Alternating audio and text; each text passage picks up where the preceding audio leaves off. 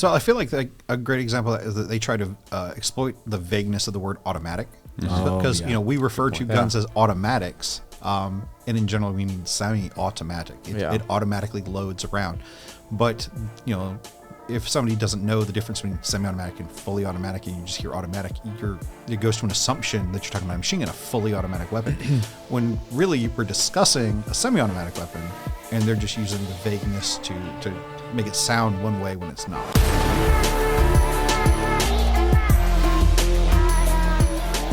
Welcome back, everybody, to the CF podcast. You've got Clint speaking right now, but of course we've got... Can we hear it? Just give us a good, oh yeah. Oh yeah. Not you, Kaya. He was ready. What? He was ready. I was talking about Ryan.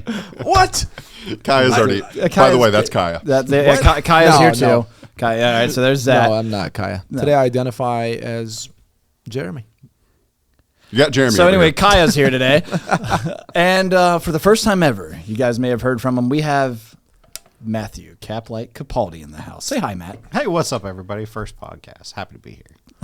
Wow. I know you're happy to be here because you're also really happy to be going to that little thing that we're going to be going to in Indianapolis here just in a week, and that is the NRA annual meet. And with that, I'll just take a sip of water there. What is that? Oh, it's my Gun Owners of America. Oh, nice. Anyway, so this will be the first time that Matt's going out and about with us. Yeah, first trip. That's really exciting. I'm still making you stick to your word about going to another one later this year, Clash Bash. Oh, that's right. Yeah, we talked about that a little bit last year, and perhaps even running the actual competition. That's what I was going to say. Yeah, because I got a couple of fun things I think that would be pretty cool to see out there. So Clayco and all those guys out there that put on Clash Bash, they also put on the Lethal Weapons Texas. We weren't able to make it out this year, but Clash Bash, if you haven't seen our coverage on Clash Bash, go check it out. It's a pretty good time. I was going to say, on that coverage, we actually did run a competition. We did? Yeah. Between who? When Clint and I were in a shoot house together. Oh, I want to see Dude, that. I don't even remember. That was so long ago. Are you sure? Yeah. Who won? Oh, yeah. Who won? There was a shoot house at the Clash Bash? Actually, yeah. That's why I chose not to remember that. Selective. But that's also where you'll see the video evidence about Clinton saying I get to go. So that is true. That is absolutely true. I said only if Matt watches this, and then everybody started tagging Matt in it. I was like, well, you guys cheated, Yeah. What is it? Clash Bash? Yeah. All right. So first of all, let's. If you're not cheating, you're not trying. Yeah, that's okay. Well, I mean, words you live by. So Clash Bash, take, if you will, the Kalashnikov rifle and a bash, typically like a party, and now all of a sudden you combine those two types of things, and it's a bunch of people there to celebrate that iconic system that Matt hates. Yeah, I mean, wow, totally the worst. Okay, so there's a bunch of different Kalashnikov type light guns. They actually have a little bit of everything out there, honestly. It's just a good time to get a bunch of 2A enthusiasts out there that want to celebrate run and gun, shoot some machine guns, stuff like that. Graham, you guys, he was there helping us cover the event too. He's Photogenic Firearms on Instagram. Yeah, he knows and loves those guys out there, and that is his realm. And you can see his excitement. You can feel it come through the screen on whatever type of mobile device you're watching on, or not mobile. But yeah, it's a really good time. And so I think we're going to be going out there again this year, providing we have, all the logistics set up. Yeah, he comes across like a uncoordinated puppy, or like a little schoolboy who's just excited. Uncoordinated puppy. I love Graham. Tell me I'm wrong. He was so excited to be out there. Yeah. It was like his natural environment. It was like taking your friend back home to where you grew up. That was what Graham.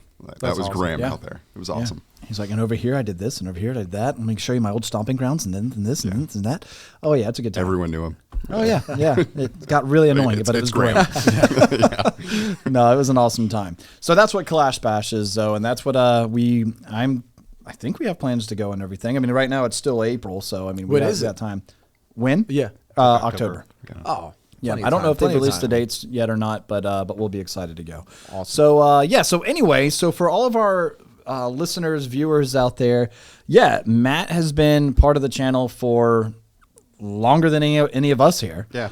I mean, you've got the service, I guess you could say, with the longevity, the time in. All right, I'm done making all the analogies. But yeah, you've been here longer than all of us, so classic when we were at the old warehouse. Were you at the warehouse before that, or were you just at the old warehouse? No, just the old warehouse. Yeah. So I've worked for Classic for 7 years, and I started shooting videos for our YouTube channel about 6 months after I started working here. Yeah. Wow. So it was really cool. I got hired originally in customer service, and then I started writing ads for our product pages. And so Ben at the time was doing all of our videos, and he said, well, you wrote the ad, you know most about it. Why don't you just shoot the video? And it was really funny, like to compare then and now. We had just a handheld camcorder, so the video person was just whoever was free. Right. Every video was just shot somewhere in the warehouse, where we could make it semi-quiet, and we didn't really have any editing. So if you messed up bad enough, you just explain I made a mistake, and if it was too bad, you just started over. Oh, wow. Right. Oh, I remember that. Yeah. I mean, well, I say I remember that. I mean, it was only because I started in 2019, 18. 19. It was 18. I think 18. Because I started in 18. Okay. All right. So yeah, started in 2018, and then I didn't start doing like the full-on media stuff until 2019, I think. But yeah, we've grown a lot. Since then, going from just a little handheld camcorder to now this. Yeah. It's crazy. Honestly, yeah, it's pretty insane, man. And then of course the team's expanding. We're got more and more people coming and whatnot. So that's always a lot of fun. But anyway, so what were you doing before you started at Classic? So I actually worked for banks in the mortgage industry for about 10 years before I came to Classic. Oh, really? I don't think I knew that. Yep. Huh. Is that why you know numbers and stuff? I mean, I'm pretty good with numbers. I have a history degree, so that's where the history of firearms. That's where the Professor Matt comes in. Yep. So yeah, I thought it was just kind of a match made in heaven. I'd already worked on some home gunsmithing projects and stuff. So when I came to interview here, customer service experience from the bank, interest in firearms, did home gunsmithing projects at home, and it just seemed like a really natural fit. And then after a couple of years, I moved from customer service into the warehouse, where I am now kind of oversee warehouse operations underneath our site manager. The vice president of warehouse, right? The VP of warehouse operations. Yeah, and on top of that, you also do some side gigs as far as content creation goes for us as well. I've been privileged to be part of the video team. One of the things I really love about working here is getting to participate in that and all of our silly challenges for outside the warehouse. Yeah. And, God. Which they're not challenges to you. Yeah, they're just something. Yeah, they're just something to do. Yeah, this man is built different. It is something to do. He got the dog in him. He's got something in him. I don't know how he does it. Well, it comes from a deep-seated need to make the rest of you look inferior on camera. God. Jeez. All right. Well, very well. But yeah, okay. I'm assuming that everybody that's listening has been brought over here because you're either a fan of the channel, one of the two channels that we have, and that you've most likely seen Matt on the Classic Firearms channel or the Outside the Warehouse, where we've done some pretty stupid stuff. Like really basic things like eating old MREs. Okay, that's easy. That's not too bad, Chubby Bunny. The Chubby Bunny challenge, that was dumb. That was fun, dumb, and a lot of marshmallows, a lot of sugar. And then there was, what was the first spicy challenge we did? Like the very first one. Was it the one chip? I think it might have been the one chip. We just dove head and then first. we did hot ones. And then hot ones. And then the Death Nut. The peanuts. Actually, I think we did Death Nut and then the hot ones. Probably. Right? Yeah. One of them was given by a fan. I think it was Death Nut. Death Nut was given by a fan. I don't think anyone would have been subjected to that otherwise.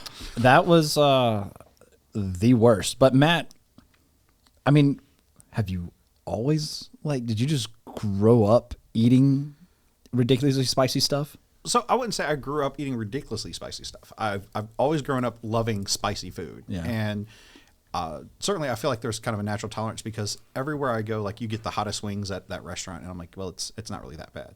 So I felt confident going into those challenges. And in fact, when it came to our first one, the one chip, what was funny is we did it here for camera, but earlier that week, I actually did it out in the warehouse with a couple of our other employees just as a gag thing. Just for fun. Yeah. Ridiculous, dude. So it was actually the second time I had done that challenge when we did it on camera. Built different is Matt. My goodness. Okay, and then we just recently did with Adam from Canik, the Surströmming, the very, very fragrant Swedish delicacy, fermented herring. Yep. That I as soon as the can opener punctured, dude, it was poopy ocean water. Yeah, dude, the smell so bad. And you just I don't. What's the point of that fish, guys? Come on. It's a delicacy. It's a delicacy. You eat it. That's the point. Are you saying Kyle? you're uncultured? I am. So what's Absolutely. Yes. I feel what's missing from those kind of challenge videos is that there's supposed to be a preparation method. There is. Before you eat it. Yeah. But that's not what the challenge is. The challenge isn't Eat like, it as okay, is. so you clean it with water and vinegar or whatever, Right. and you eat it with onion and bread. Bread and crackers or something along those lines. Like that's yeah. how you're supposed to eat it. Yeah. Hey, You gonna do that one chip during the? No, you're not. no. Trust me. Okay. There you go, guys. The one All chip right, I challenge. texted John, and I said if he can get something hot for Matt during this, That's that'd literally be the amazing. big boss. That's worse than Death Knot. No, What? No, there's it is no not. editing through It is this. I not, knew he was gonna say you that. only took a bite of one peanut, and it was. guys. I don't even think it was the level 5. I can't even remember. And It was. are you just? You're It was just, level 3. Oh my This god! dude You just- you literally Wow, just he ate. just did it. No, what? Yo, we were literally saving Dude. that for somebody to and It's actually gone. really inconsiderate of you. Well, I'm sorry. I thought He's like, That- oh, a snack. That wasn't yours. when you said, I texted John and I wanted him to see if he could get something really hot. I didn't think we were I'm actually not- going I'm to do messing it. with you. No. I cannot. No, I'm not. I'm pissed off. No, I'm just kidding. Did you eat the whole thing? There's some more in there. Why did you want some? Yeah, you want some? Yeah, dude. Yeah. So, yeah. Of course. Lick the bag. I'll lick the floor first. That's gross. There was some Yeah. left in there. Okay. That's actually weird. This one's like green. Look. Yeah, they That's changed the same it. one It's I the new ate. one. I'm just over here Apparently, like this. it's not as hot from what I'm told. No, it's not true. That is the hottest thing ever. No, it's not. Guys, did you? No, it's not. Okay, anybody listening right now, if you haven't seen the video, what was that Christmas video that we had? Yeah, I think it was Christmas. They threw a curveball at me and gave me that. Okay, Yep. yeah, I couldn't answer the question So correctly. so I actually, did. Clint got it right, but he was able to keep it or give it away. That's right. He shared it. Yes, I screwed up. I couldn't answer correctly. Clint was like, "Oh, I get to give this to anybody. Why give it to Katie? Give it to Kaya, of Well, course." Teddy's done it before. All right, I Yeah. want to say, so like when we put together like a video idea like that, we'll go come up with challenges. Right. And there's certain times, right, where I pick a question that someone's going to be able to answer because I know that Kaya may not be able to answer this question and someone else gets it. So what you're answered saying first. is there's a little strategy. There's a happening little there. strategy, scared, weren't you? Because he had not done the one chip. So I was Yeah. like, oh, I'm going to kind of, spruce this up a little bit to make sure Kai gets it. However, Kai was the first person to answer that question. When I asked it, he raised his hand, and I thought, oh, crap. I was like, if he gets this right, everything's done. God, I just people And he didn't. didn't. My God. Yes, you don't have to remind me that. I know I didn't. Like Y'all got to every watch this question- video if you haven't seen it. Like, It's like every hilarious. question throw it on up on the the Are You screen. Smarter Than Fifth Grader, right? Oh, there has that. But hold on before we deviate yeah. though, because I mean, it's you all right, man? Do I look all right?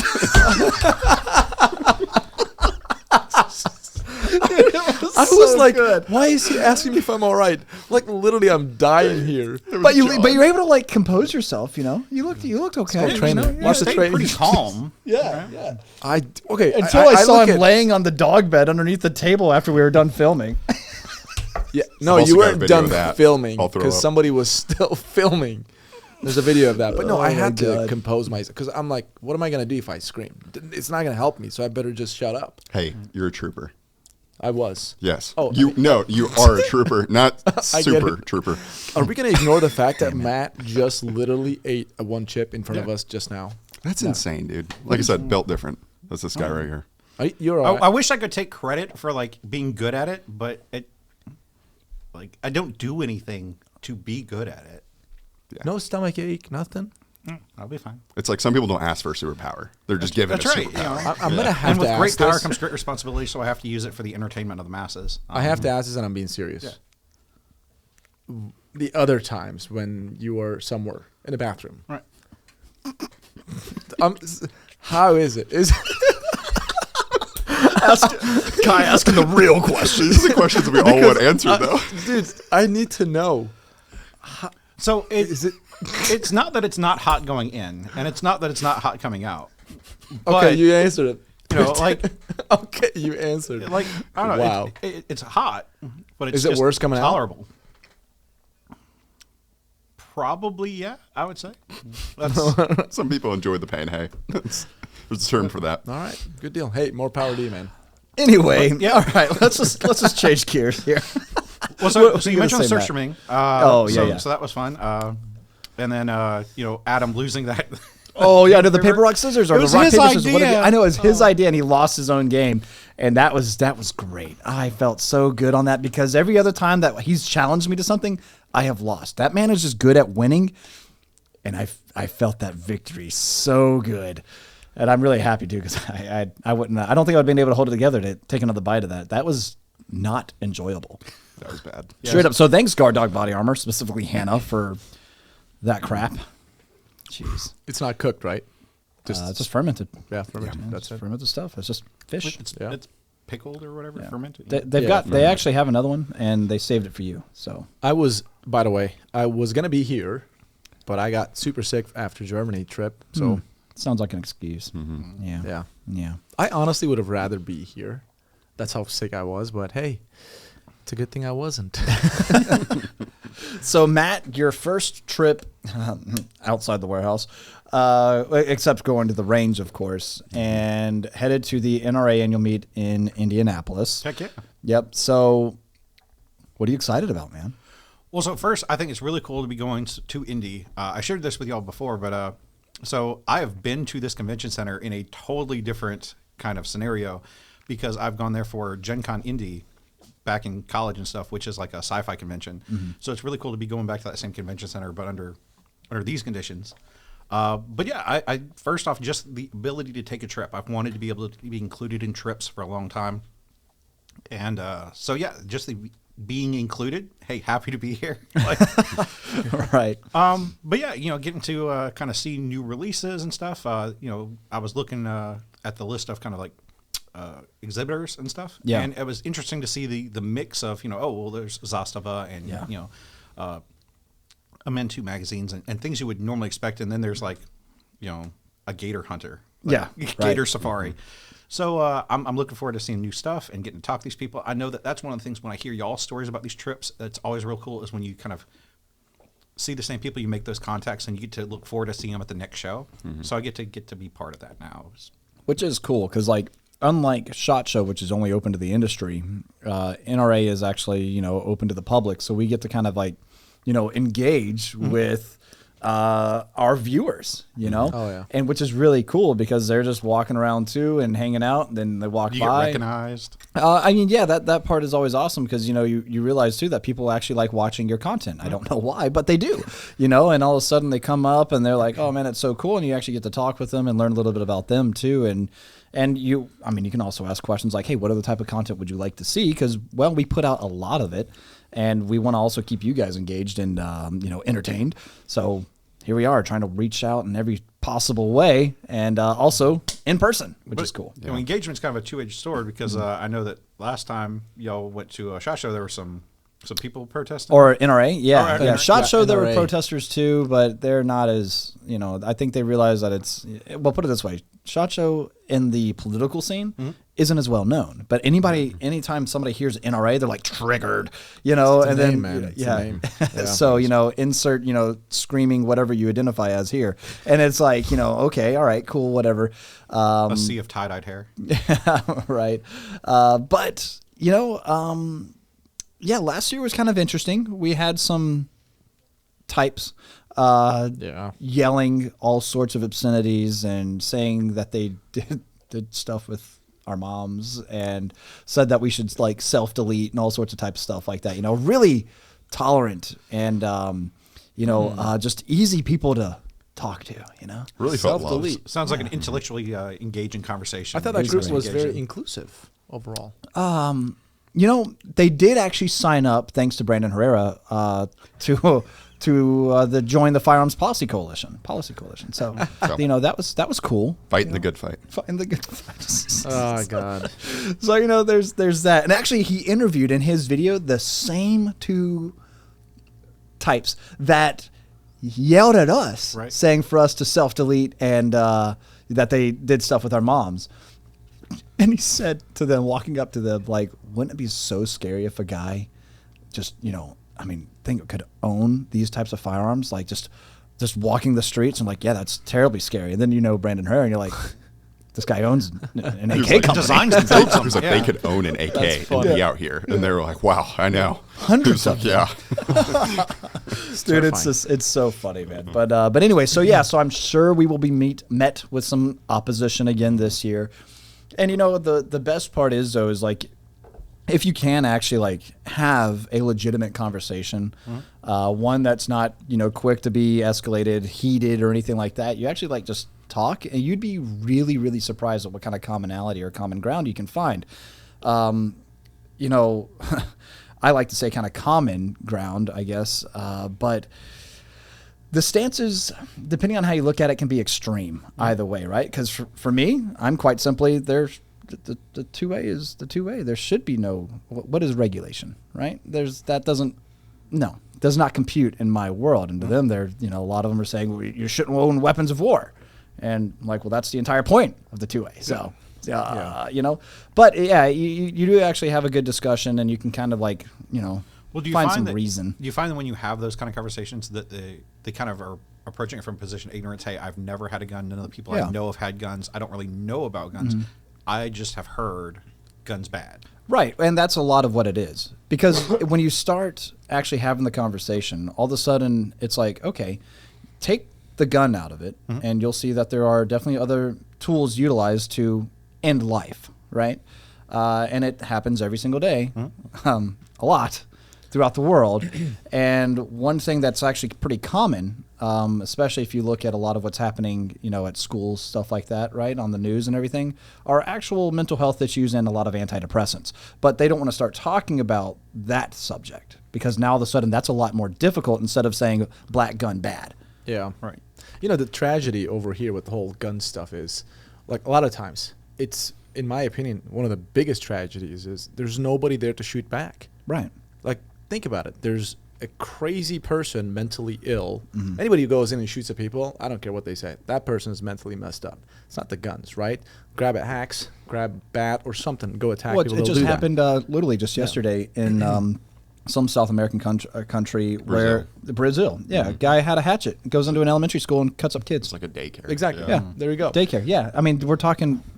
So There are okay. other Here's people a out there. tragedy right there. There's a tragedy. There was nobody to shoot back. Like, think about it. If there was somebody with bad black gun or bad whatever gun, right? You have. If somebody was with a gun, they would stop that person. Like, they've got to look at it from the other angle too. They're always looking at it like the guns on the shooter's perspective, right? But what about all these police officers constantly stopping threats or concealed carry people that are just stopping threats, like Eli Dickinson or Eli Dickinson, right? Yeah, you Yeah. got it. Dickens, Dickens, sorry, something like yeah. that. Yeah. Yeah. What about Or these we had people? even Stephen Williford on. You know? Exactly. I mean, we had him on the podcast. He was Yeah. one of our last ones, you know, that we recently had on. all these people save lives with those so-called bad guns. Yeah. No, the tragedy when we have gun violence is there's nobody there to shoot back, generally speaking. Yeah, because here's the thing. I mean, you know, this country, we've had firearms in this country for a really long time. And people just automatically assume, okay, all right, cool. You know what? You banned the AR-15. Good job. All right, cool. You know what's going to still happen? Violence, death, destruction, Dude, murder. it's like removing piss from a pool water. yeah, Seriously, how are you going to do that?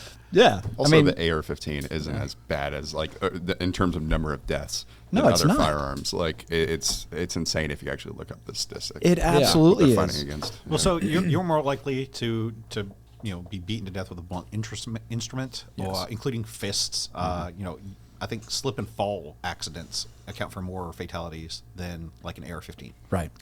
So, you know, yeah, I understand that, you know, deaths are bad. Like when you hear about a violent murder, like this is bad. This sounds awful, and it is. But you know, when you put some perspective in that, like more people fall down and die, then maybe that also could change your perspective of, okay, well, how much of a threat is this one issue versus, you know, just more general issues of healthcare and mental health. Right. Yeah. Makes sense. Yeah, so I mean that's a whole conversation to be had in of itself. So, but anyway, so Indianapolis NRA annual meet, we're gonna definitely have a lot of people to talk to, different manufacturers and stuff. Have you guys seen anything that you're excited for the cover at the annual meet or anything?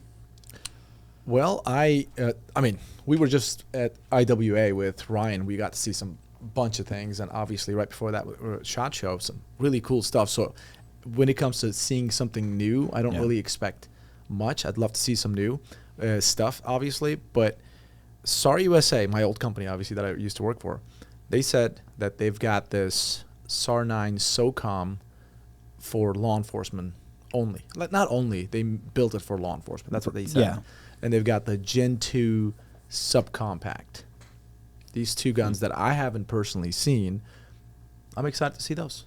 Yeah, that actually would be pretty cool to shoot. Yeah. Because, I mean, let's be honest. I mean, the SAR pistols, when we shot them and everything, they were great. They really performed well. People ask me, like, hey, Kai, you're not with SAR, so, why are you not talking about them? I'm like, dude, I really haven't had, ever since I left SAR, I haven't had a chance to shoot a SAR. I mean, there's a lot of guns here that I haven't shot, too. So if you notice, we're not really, there's not one manufacturer that we stay to, like our personal guns or whatever. Yeah, we're going to mention them more because that's what we have. Yep. But when you walk into the video room here at Classic, it's like, oh wow, okay. Yeah, I'm looking at so many different ones. Yeah, you like literally counting right now. I got 1, 2, 3, 4, 5, 6, 7, right up top, 8. Those are just 9 manufacturers on this one wall, which is just. Sorry, 10. There's CMMG over there. 10 manufacturers just on this one wall. Right. Yeah. So we have so many different manufacturers. So I can now talk about obviously any different companies because I don't work for a specific company anymore. But I haven't really had a chance to shoot much SARs. SAR 9s, dude, I love them. Like they actually work. So the SOCOM, I really liked it when I was there, but they had that Gen 1 OD green color. Now they have this black law enforcement specific SOCOM cut for a dot and all the good stuff and flat trigger, something new, they said. So I'm really excited to check that out. And if it's something that I like, which I probably will like because I love the SOCOM, probably want to bring one over here. Yeah. I'm interested in the subcompact because that's basically like the new kid on the block. I mean, obviously it's been, some compacts have been big for a while, but everyone's been making them smaller and smaller, but the capacity goes larger and larger. And it's crazy to see that. It's basically like what PCCs were about like 2 or 3 years ago. That's what subcompacts are nowadays. That's the one everyone's talking about right now.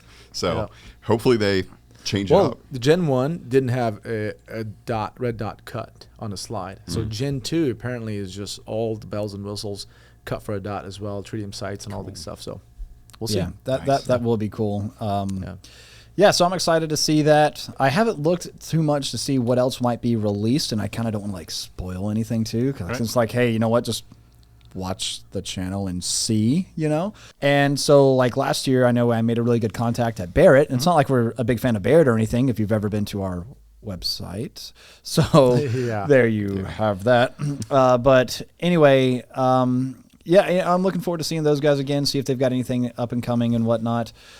There's always been different manufacturers, like ammo manufacturers and stuff that we've run into, which is cool. And let us know down in the comments if there's anybody that you would like to see. And another thing, again, open to the public. It's especially on the East Coast over here, we get to see a couple of more of our friends. I know we've run into like Mr. Guns and Gear Mike over there, which I got to hit him back up because we need to have him on the podcast and talk about some stuff, especially since he and I are the Classic Firearms channel, and I are him and have been kind of in some videos on Congress, a couple of hearings. How does it feel to be evidence? That was kind of funny because here's the funny thing too that that's not the first time. Yeah, what's his name? Raskin, Representative Raskin. See, the funny thing is, and this is a shout out to you, man, because honestly, I wouldn't mind actually having him on the podcast because what he did was naturally, as politicians like to do, or anybody else, they like to try to take out of context. Because in a way, he was talking about pistol braces and what's happening with that. So if you're not up to date about what's happening with AR pistol braces and stuff, get up to date. Gun Owners of America is fighting it pretty hard. So is Firearms Policy Coalition and a couple of others out there. But ultimately, if you own a pistol brace, it is becoming like a stock now. And if you have that on your AR pistol, you now have a illegal short-barreled rifle that is going to get you the same punishment as having an illegal machine gun. So take that information and do with what you will. But anyway. Yeah. So Crazy times. Yeah, crazy times. So Raskin there decided to show a video. I know it was an intro, and our intros to some of our videos are a little bit more attention grabbing, things like that, and they're fun. Yeah, high tempo, big energy. Yeah. Yep. And I was kind of making fun of a AR pistol for being a pistol, and then kind of looking at the brace, right? Mm-hmm. And so I think he was trying to use that against me, when really what's happening is I'm laughing at the National Firearms Act and how that shouldn't exist. And because, well, it shouldn't. I'm not saying I dislike braces by any means, because I do believe they serve a purpose. That purpose is not to replace a stock. That purpose is actually to serve so that way, wounded individuals, handicapped individuals can still exercise their Second Amendment rights. And I believe it was designed with a really, really good purpose and intention. That being said, finding it as a loophole so that way you can utilize it as a stock, I think is silly, because the NFA shouldn't exist. So in summary, he was trying to portray that you thought that you were saying it was a loophole to have a 12-inch barreled AR and a brace, and how this is like a loophole. Like, ooh, isn't this crazy? Yeah. But you were saying it's a 12-inch barreled AR, and it's crazy that we even have to go through this. Yes. Yeah. Well, and I would say it's crazy that he's saying, oh, look, he's saying it's a loophole, when even if you were saying, hey, you can put that against your shoulder at that time, that's what the ATF's position was. Well, so if the ATF says, hey, yeah, you can do that, and then I say, hey, the ATF said you could do this, how is it me advocating for the position? It's crazy. Yeah. It doesn't make any sense. So, like, I'm repeating your position back to you. Yeah. No, you're wrong. Yeah. So Mr. Guns and Gear was featured in that, a couple of other YouTubers as well. And I'll never forget when that dropped, because our buddy Jared, Guns and Gear. Guns and Gadgets, dude. Guns and Gear, Guns and Gadgets. I get it all confused. I'm sorry, Jared. Sorry, Mike. Couple of GGs. Right? Yeah, right. He shoots me a text, and he's like, "Bro," and then all of a sudden, Ben from Gun Owners of America shoots me a text, "Bro," and I'm like, "What is happening right now? My phone is blowing up. I'm getting tagged and I'm getting DM'd. I'm getting tagged in this, tagged in that." And then I text Mike, Guns and Gear, and I'm getting it right, and I'm like, so did you see this? He's like, yep. I'm like, all right, cool. We're gonna have you on the podcast soon. And so we're looking at this, and I play it back and I watch it. I'm like, oh, okay, it's not that bad. It's just he's whatever trying to say us YouTubers are talking naughty. Yeah, I know. That's right. And I'm like, no, that's not the case at all. I'm actually making fun of you and the ridiculous laws you passed many years ago, and the ATF overreach and everything else. So whatever, dude. Well, one thing I'm excited to see at the next show is something that we saw at IWA. What's that? Which one is that? Strybog SP45 and SP10A3. Yeah. And because I've always wanted, so I love the MP5 roller delayed action. And of course in a 9mm. And then historically, for anyone who doesn't know, they also made that in a 10mm. But that was kind of a unicorn gun. You couldn't really find it. And now Strybog's doing that. With Glock mags. Actually, no, UMP45 proven reliable. Yep. UMP45 mags are cool. Proven reliable Galil? What? Galil. So roller delayed, 10mm and 45. And to my knowledge, I can't think of a roller delayed 45 that's been done before. How was that UMP? No, that's weird, because I mean it's a low pressure round. Like you would think that would be a really good match. Yeah, like CMMG did the radio delayed. Yeah, and the Banshee and stuff which like that. I love. I'm really looking forward to seeing CMMG. I have no idea if they have anything new, but I really love my CMMG. So. Oh, dude, CMMG's great. Dude, man. the scent, great products. Yeah, love that. Yeah, the scent. You know that. I love this. Right over there on the wall. Oh, beautiful. 300 blackout. Sweet. Yeah. So I mean, it's always cool to go to these shows, see our friends in the industry. I know we're going to be running into a lot of people there. We're going to run into probably Lindsay with Swamp Fox, probably Adam, of course, with Canic, and so on and so forth. My emo doppelganger at Swamp Fox, Miles. Yeah. It's so funny. Emo. Dude, when people start pointing that out, I was like, that's good. So is that why Kai ended up joining the team? Because they needed someone to interview people taller than you? Because we know that you only would interview people shorter than you, right? Yeah, that's with how many videos? Violence. With how many videos I do with Adam alone, I think will defeat that logic. I have a picture of me carrying Adam at the Gundies. Oh yeah, carrying him like a baby. Like literally, no. He first grabbed me and then lifted me up. I was like, okay, well I got to lift you up, bro. Yeah. And this is all before we went to the show. This is all before. You're right. But that was my contract. Did you read that too? What? It's supposed to be confidential. Whatever, dude. I won't interview anybody anywhere. Violence. Listen, like there's recurring jokes we see, and so sometimes it's just best to latch at it. Oh, absolutely, man. Dude. I mean, and this is why you need an anger interpreter. Right? I have to. Yeah, that's trust Matt. me, the best anger interpreter. Love it.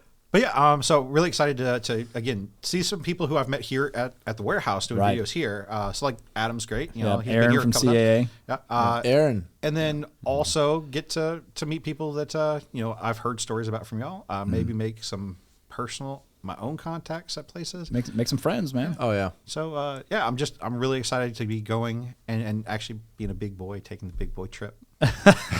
Right. And so, everybody watching too, if you are local to Indianapolis, feel free to swing on by, because once the show ends for the night too, we go out, we try to hang out with people. We try to meet up with our manufacturers and stuff. And we go out to different restaurants, bars, whatever it might be. Might do a meetup. Yeah. We could do a meetup, actually. Classic Firearms meetup. Yeah. Where was that one underground bar we went to that one time? I can't remember the name. All I remember is that you brought a scooter. An electric scooter, one of the Rinsable ones. I think it was a Bird. Yes, it was. It was an underground bar, probably 2 sets of stairs. Clint's just riding it down the stairs, and then he's like, "I didn't want anyone to take it outside, so I brought it with me." One of those like rental little. So where had you been drinking before going to that bar? I actually think I was sober. Yeah, that's the crazy part. That was the first part. Yeah. I was like, hey, they can't get me for doing stupid stuff if I'm sober, right? Anyway, yeah. That's a real Marine Corps mindset right there. All right. I mean, yeah, dude, it's worked out for me so far. I've made it to the staff ranks, so look at that, dude. But with that, yeah, I mean, what the good news is? I still had my scooter when we left. He did. Nobody wanted to carry up the stairs. Neither did I. I think I left it there. Turns out there's a lot of them. Yeah, there was definitely a bunch of them. Did not need to do that. But I'm sorry for that one employee that had to carry that out. My bad. It was 3. My bad. So it's always really cool, like I said, to meet, greet with everybody. And maybe we'll put that on social media or something. Yeah, hey, John, remember that. Whatever. Maybe we'll figure that out and hey, meet and greet. If you're coming, I like Kraken rum. Just throwing that out there. Kraken. I bet you do. Rum? Yeah, you're a great captain. Yeah. Look at him. Right. So anyway, but I wonder if we do that though, if we'll get some of those opposition forces to show up and maybe protest us. Crash the party. I think it'll be fine. Dude, I think that'd be fun though. I'm not here for violence or anything. I'm just saying. I'm just want a conversation. Just want a conversation, dude. Yeah. And it might just get, over a beer. I think a lot of friendships have been made. That's right. I guess a lot of fights have happened over beer too. But I was gonna say. Not a alcohol always improves the temperament of people. It's not what you guys. What? It's not what you guys have. I stopped drinking. So why did you do that? I decided. You know what? Was that after the Gundies? Yeah. You see his face. It certainly was. But although I did a little bit at the IWA, as you know, dude. It's a different country. It doesn't count. Oh, it does. My body didn't care. So, SHOT Show. Right after that, we had the Gundies. Yep. Then IWA in Germany. Then a little bit Istanbul. Dude, I'm done. I have to be done for a while. By the way, at IWA, I was amazed, and you told me about this beforehand. Yeah. So at SHOT Show, they'll have beers, at a certain after time, hour. After hours, 5 p.m., towards the end of the day. IWA, nope. they're like, you want liquor? Dude, right when you come in the booth. Wait a minute, it's 8 a.m. Yeah, actually, that was how it was. Grand Powers, right? Yes, so immediately. I went to that booth, and I forget his name. Oh. It was before lunch. Yeah, I forget the rep's name, but he was awesome. Yeah. So I go there. We're just standing there. The owner or whoever, they came out and just gave us these shots. And I don't know, that was tequila? Schnapps, whatever they were. And it was tequila and schnapps is very different. No, Slovak something. I don't even know. You didn't taste it. Dude, I didn't even know what it was. I was like, what is this? He's like, Slovak thing. I was like, okay, chugging this thing. So we took our shots, and then there was a beer, like opened up already, like freshly. I was like, oh, there's a beer over there too. He's like, yeah, that's your beer. I'm like, that's my beer? They're like, yeah. So I tasted it. It was awesome. He's like, yeah, let's do our interview. Like, I wanted to do the interview while drinking beer with him. Like, that's what they do over there. I mean, it makes sense if you ask me. So I took German a long time ago in high school, and sprechen Sie Deutsch? Yeah, kleine. Ist so lala. Sholala. So, or I should say klein Deutsch. Wiggly Scheiße. So Hola. he had a story about every time he was taking the train from his house to the base because he was in Germany, part of the army. And he was like, yeah, there'd be this guy who'd drink 2 beers on the way to work on the train commuting into the city. And I guess it's just, that's just a beverage. It doesn't matter. You can get beer at McDonald's in Germany. So yeah. Which, I mean, dude, IWA. See, that's the thing. Like, it's so funny to me when you think about the different types of cultures, right? Because in Europe, let's talk about like some gun laws and stuff, right? Because you guys found out that in Germany, you can have an HKMR 762 that's identical to the G28 or whatever, literally, and except for the muzzle device, you just can't remove the muzzle device. He said 97% the same. Just the muzzle device. So you cannot attach a suppressor on the civilian version. That's it. But you still have the ambidextrous controls. You still have everything else. But I find that interesting because like I've tried to read about different countries, and like my understanding was in Germany, suppressors are considered hearing protection, and they're not firearms. So that's throughout Europe. I think that's pretty common, and that's what I was going to get at too. Like silencers are a gentleman's tool, and they're also a safety device. You don't want to be shooting without a silencer if you're hunting on property because you don't want to scare away another hunter's game. Right. It's a gentlemanly thing to do. Shooting unsuppressed, you're loud and obnoxious. How dare you? And then over here, they're treated as if they're like firearms. You got to pay additional taxes and all this type of ridiculous stuff on it. And at the end of the day, they're a safety device. I mean, it's a muffler. Yeah. I feel like they got this idea like, oh, this is an assassin thing or something, like, it's dangerous. Like the whole NFA, it's a gangster thing. Like, I don't know about you, but it seems weird to think that we're going to put suppressors and short barrel shotguns in the same category. Like, you're either whipping out a short barrel shotgun in a trench coat and being loud and noisy, or you're using a suppressor to not be so loud. Like, these are opposite things. Yeah, and then Hollywood probably pushed it further with the way a suppressor sounds. Yeah. I mean, well, we did that, the Top Guns from John Wick, what was it, Chapter 2, where they're shooting at each other, It was Chapter 2. Yeah, it was a Chapter 2, it was him and Common shooting at each other from I'm like, dude, this is not at all how this works. I mean, it's cool, don't get me wrong. Like, hey, you know what? The cool factor's there, it's all that and whatever, but that is. And also, God, people are oblivious. But anyway, going back to the culture thing, it's kind of was that just a general observation? Yes. yes, it was. Because, I mean, think about it. You're shooting at each other from a upstairs, downstairs in a crowded mall, and you can't tell that the guy beside you as you're walking is That's the most realistic part about it. The people are oblivious. Yep. It was kind of like when I first started concealed carrying, and I was like, oh my God, everybody's going to know I'm printing or something like that. And then you realize really quick, Nobody gives a crap about you. Everyone's got their own thing. Everybody's looking at their little phone. And even if they notice that there was a possible small bulge, why would they assume it's a gun as opposed to just your phone or something? Yeah. Or something else. Or your shirt's just wrinkled because it's too big or something. Yeah, who knows, man? I mean, Kai's having a good time thinking about what else it could be. What I'm laughing is because this picture you sent yesterday of this attachment to your concealed carry gun. Oh, yeah. What? It was on Drinking Bros, I think. Yeah. That's a whole class of. That's a whole different discussion. Those guys over there, but it's an extended shaped holster, maybe. No, yes, it's essentially. Yeah. It's a flexible silencer that is in the shape of what? I got it. It's for concealed carry. Yeah. That's pretty awesome. I like it. So anyway, going back to the culture thing, however, though, it's kind of like once you introduce something as not so taboo, it becomes a normalcy, a normal thing, right? So, like, for instance, like drinking in Europe is kind of like all right, cool, I want to have a beer here or there or whatever else, and it's fine, like over here, we've got this, like, I don't know, some sort of like eroticism that's tied to like getting drunk and going out and, just being completely plastered. And then you reach the age of 21 and you can actually do this type of stuff, right? And for me, it's almost like, dude, you know what? I feel like the drinking age and the voting age should be reversed.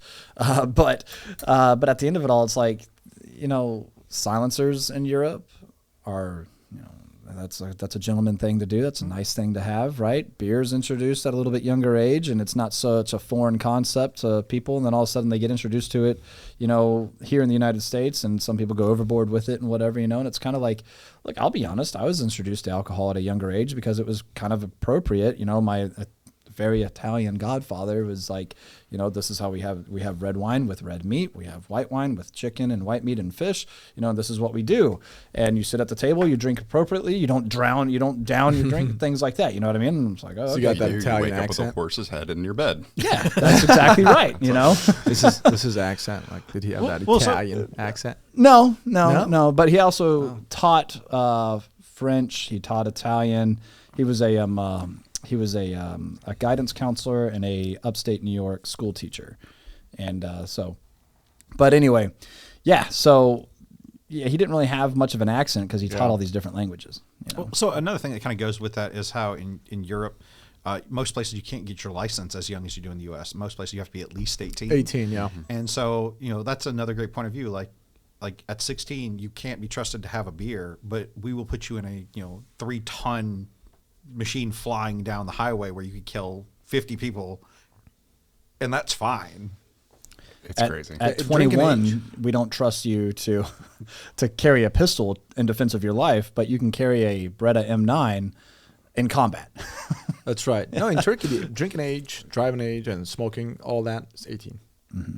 Yeah, you can do all that. Once you turn 18, you're good to go. Well, I've said that before. I think you can argue about what age should be an adult.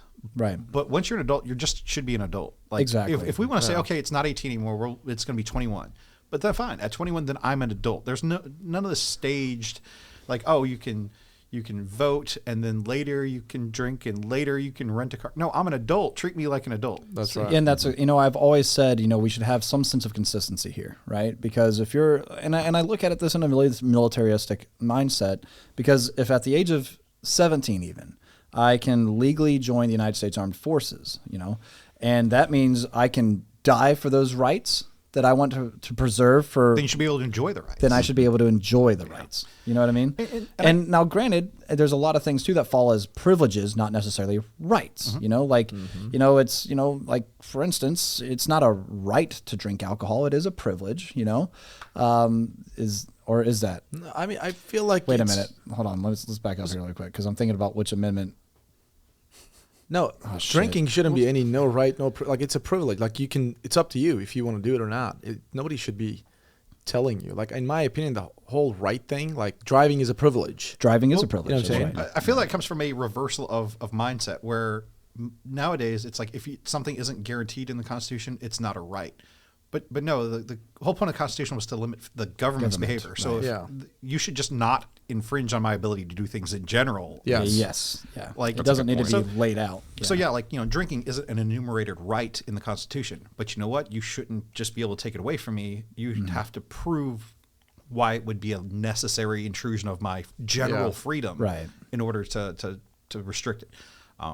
So and I wanted to go back, like, that doesn't mean that, obviously as we get older, we get more mature, you can be trusted with more responsibility, but I think that it just should be cut off. Once you are an adult, you're an adult. So like, okay, if we say you got to be 17 to drive and 21's an adult, okay, but then once you're 21 and you're an adult, no further, I have to wait for longer for more things. Like right now, you're 18, you got to be 21 to buy a cigarette, you got to be 25 to rent a car or something. Like, no, like it, if we want to gradually bring people into responsibility at a younger age because we feel they're available or they're ready for it, then great. But once you're an adult, you're just an adult. Renting a car, corporate America, they can do whatever they want, right? Mm-hmm. Like, they can have their own thing. But as for a government, I'm wholly on board with that. I feel like once you're an adult, you're an adult.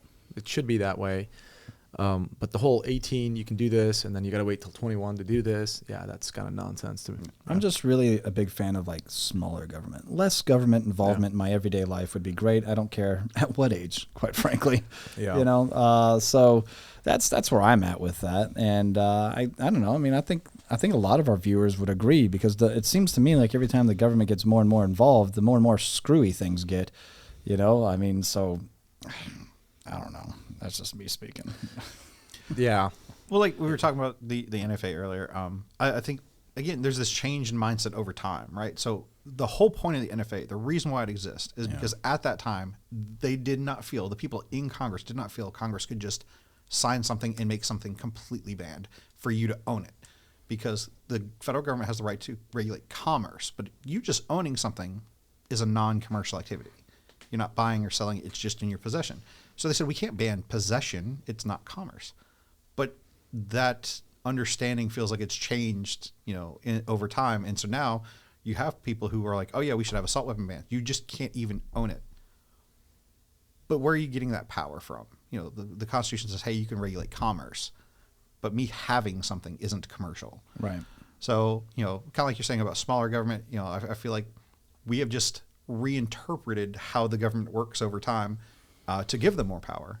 And so that's a good kind of, why does the NFA exist? Because they didn't feel like they had power to just ban it. Mm-hmm. So they're like, what can we do? We'll make it completely financially unaffordable for you to get one.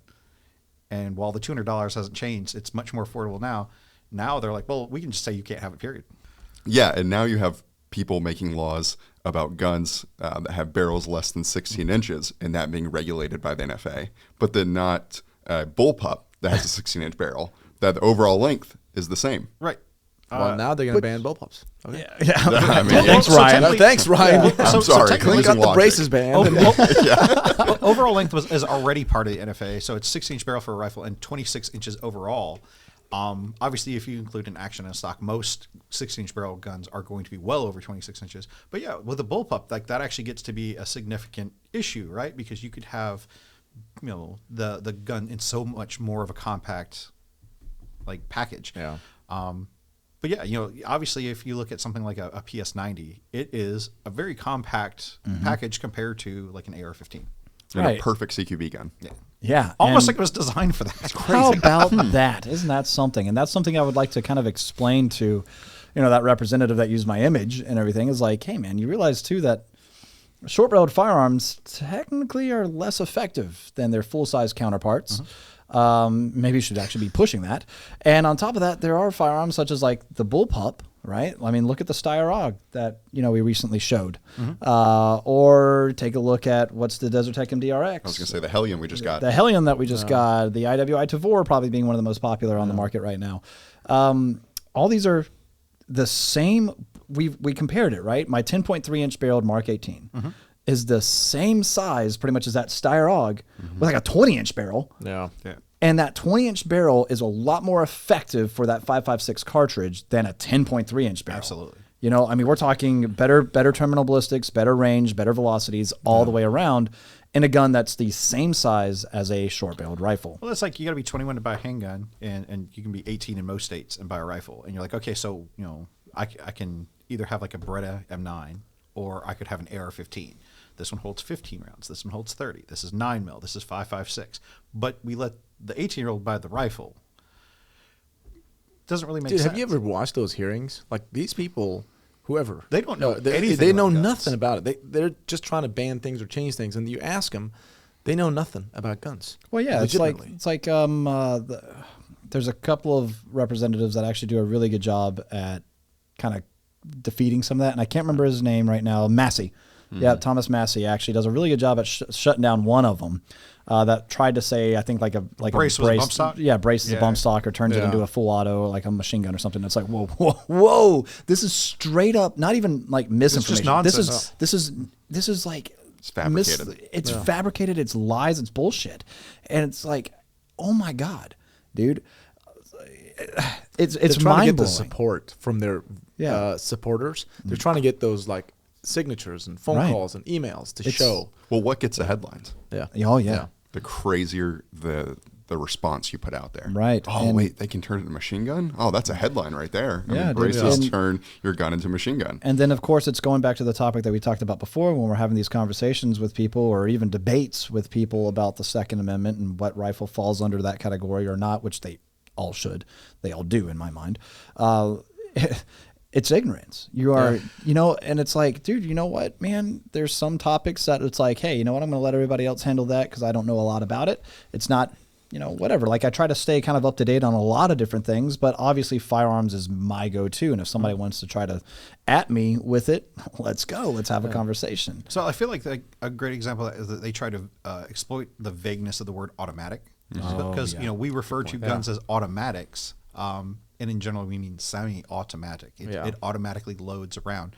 But, if somebody doesn't know the difference between semi-automatic and fully automatic, and you just hear automatic, it goes to an assumption that you're talking about a machine gun, a fully automatic weapon, when really we're discussing a semi-automatic weapon, and they're just using the vagueness to make it sound one way when it's not. Yeah. See, personally, when I say because I guess since the semi-automatic firearm is a lot more common, anytime I refer to I was like, oh, is that an auto? You know what I mean? Or is it full auto? Or is it an automatic? But anytime I hear somebody reference it as an automatic, I'm like, okay. I'm talking full auto. I'm talking machine gun or whatever. Same here. Yeah, that's how I've always heard it.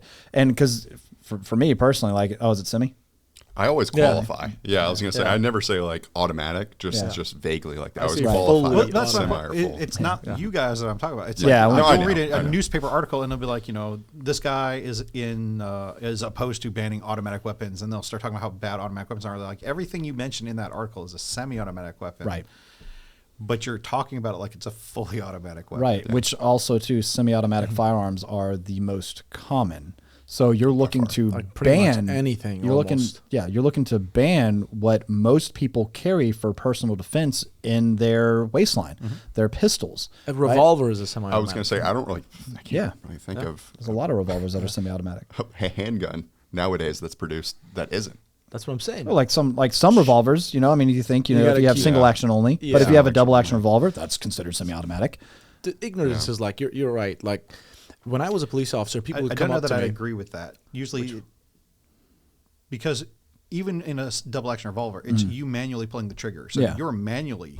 Oh, I see what you mean. Yeah. I get what you're saying. Yeah, I get what you're saying as far as that goes. But for the sake of the conversation, with each trigger pull, there's a bang, bang, bang. Right. Even though the mechanics of it, you're absolutely correct. It's not really there's nothing automatically happening. And I kind of paused for a minute. I'm like, yeah. I'm glad you did it, because I'm sure a lot of our viewers or listeners are going to have the exact same thought. So I'm glad you brought it up anyway. But yeah, so in my mind, you're right. A revolver has completely different mechanics than what like a semi-automatic Glock would, or a 1911 or something like that. There's absolutely. However, there is, on a double action, there is a bang for every pull of the trigger. Right? Sure. We can all agree with that. Cool. No, the conversation is very important. When I was a police officer, people used to put cameras into my face. Like, oh, you're doing this. Why are you going through the lights? Like, all without turning your lights on. It's all these weird things. And it came to a point. I could talk about it all day. But it came to a point, I'd be like, you know what? A guy is literally like, I'm making an arrest or just doing a traffic stop with a camera to my face. I'd be like, hey, man, why don't you come do a ride along with me?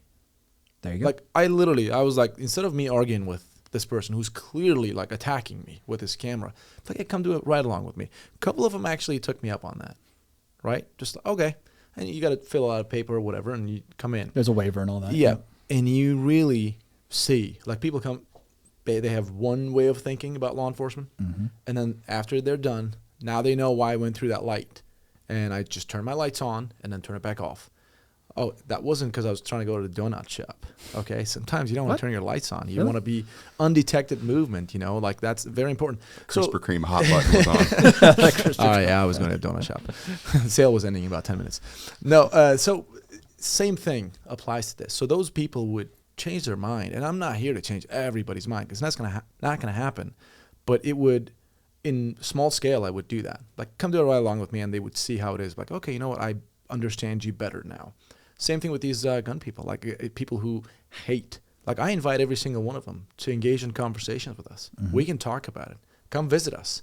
Let us show you some stuff. But a lot of time we're met with so much emotional response instead of logic, or just trying to actually understand each other's side, right?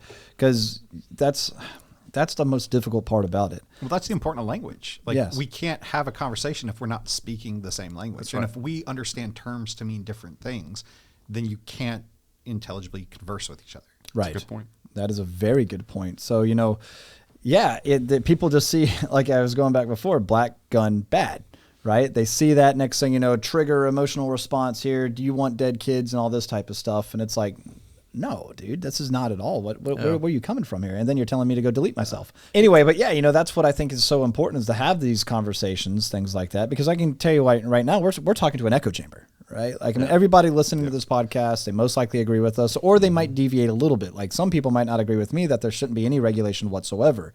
And they're going to be like, what? So you think, Americans should just be able to own their own battleships and stuff like that? And I'm like, actually, they did. We did. Without there to be a militia naval force, we may not have won the actual Revolutionary War. So, with that being said, I do believe in private ownership of battleships. Well, so I think that goes into another thing, which is the way we look at history is sometimes kind of messed up, right? Like it's like we have it's like we're nearsighted, right? Mm-hmm. So when you think about like travel restrictions now, and you're like, oh well, I'm sure it was always kind of a pain in the butt to travel, and you're like, no, like I was alive before you needed a passport to enter and leave the country, because that's only like a restriction that came around within like the past 40 years. Damn. Now, so like when you look at like guns and private ownership of battleships or something, like, letters of marque or something that's in the Constitution, Congress can approve you to basically be a pirate to capture enemy vessels. Yeah. Also, like, when you look at the Spanish-American War, and, you hear like about Teddy Roosevelt personally using as a private citizen, his personal money to buy things like, guns for his soldiers. So he had, bought rifles and Gatling guns and things to equip his men with, but he did it as a private individual, not as a military officer. He's spending his own money. I love Teddy Roosevelt and his history. This is a good transition. Matt, how do you know so much about history? you do. Wait a minute. I know you have a degree, but that doesn't mean that you know so much about firearms. Oh, it sure does. He's got a degree, man. I feel like my degree is interesting because a history degree doesn't necessarily mean you know about history. It means that you knew how to look up things in history. Exactly. Right? Mm-hmm. Like it helps you to realize like things aren't a necessary path, but you can form the connections from event A to event B to see where we get to C. But it doesn't necessarily mean you memorize the history facts.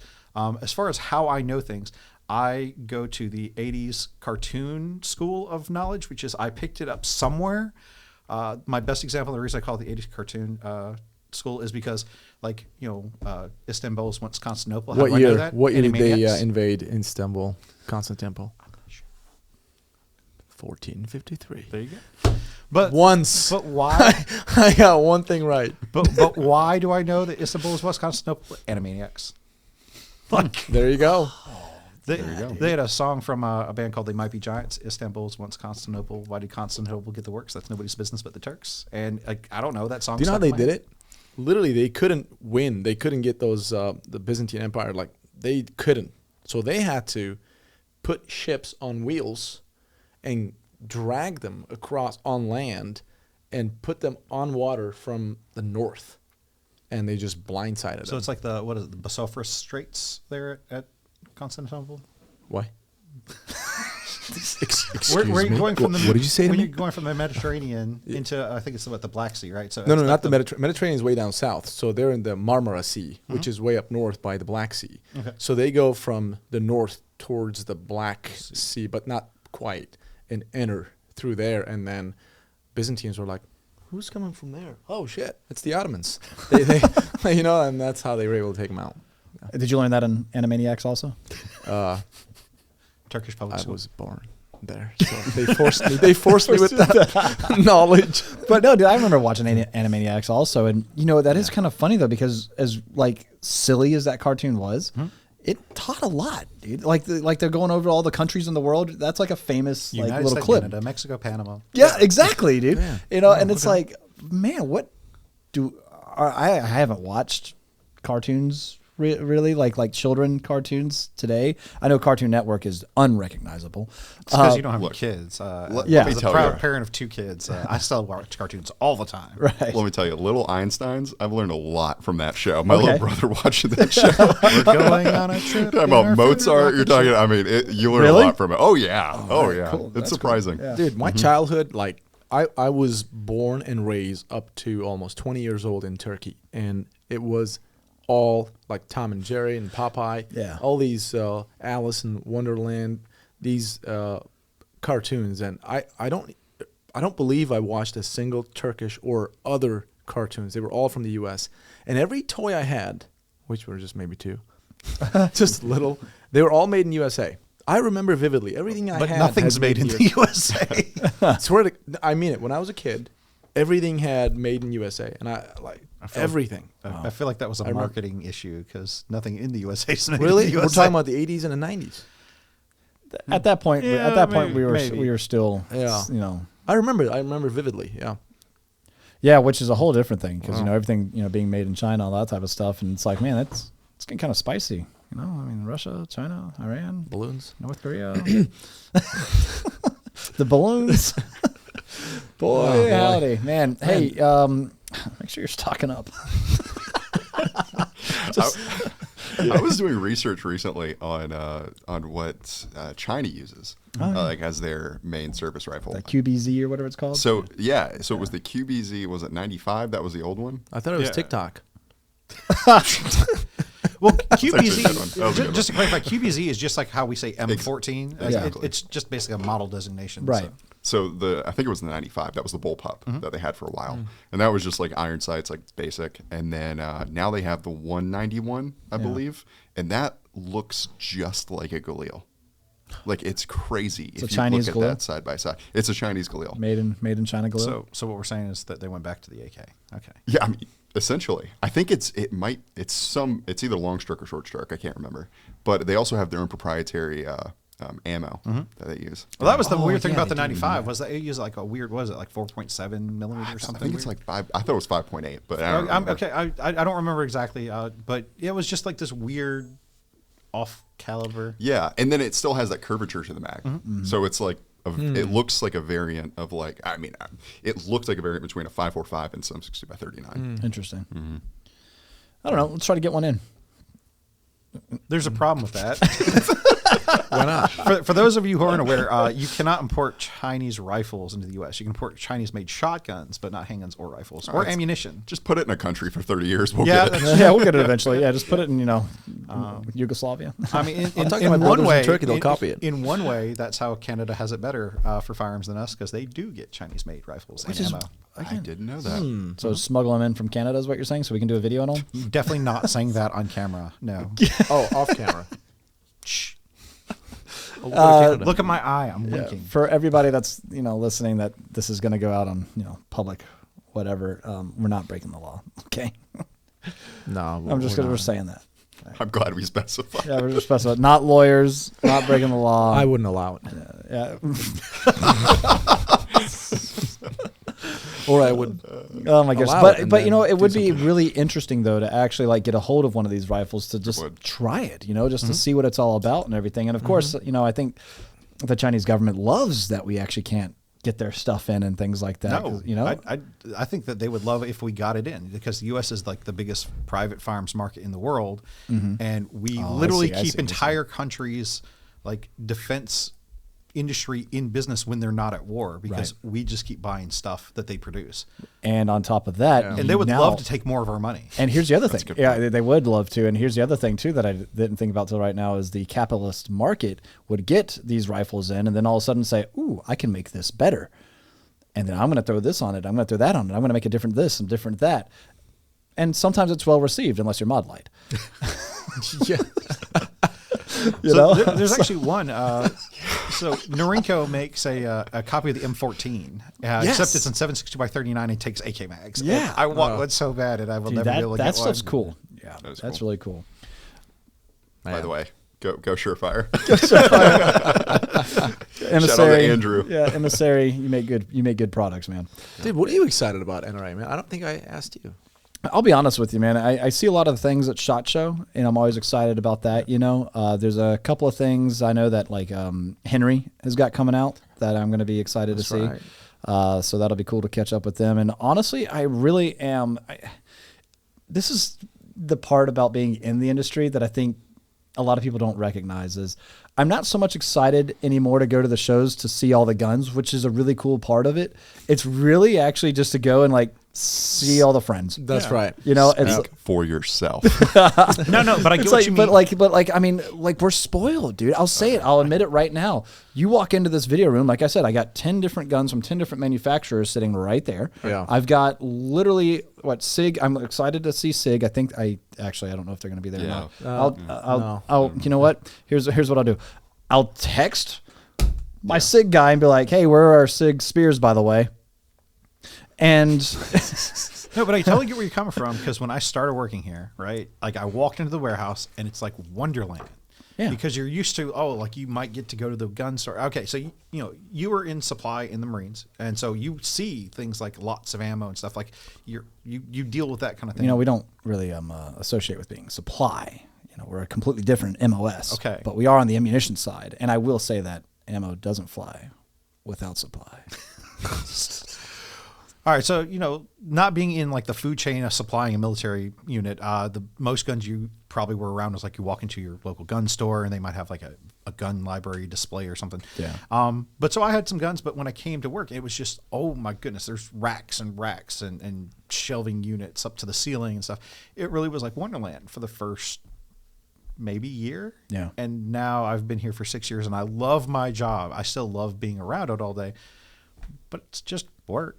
Like, yeah, and also kind of going back to like where you were 7 years ago, and I think a lot of people actually might even miss just that charm that the old warehouse had, and just that little steady cam, and then opening up literal pallets and crates. There was a rustic appeal, right? Yes, crates of these just Cosmoline covered gross guns. People loved that stuff. I love that stuff, and unfortunately, the surplus market.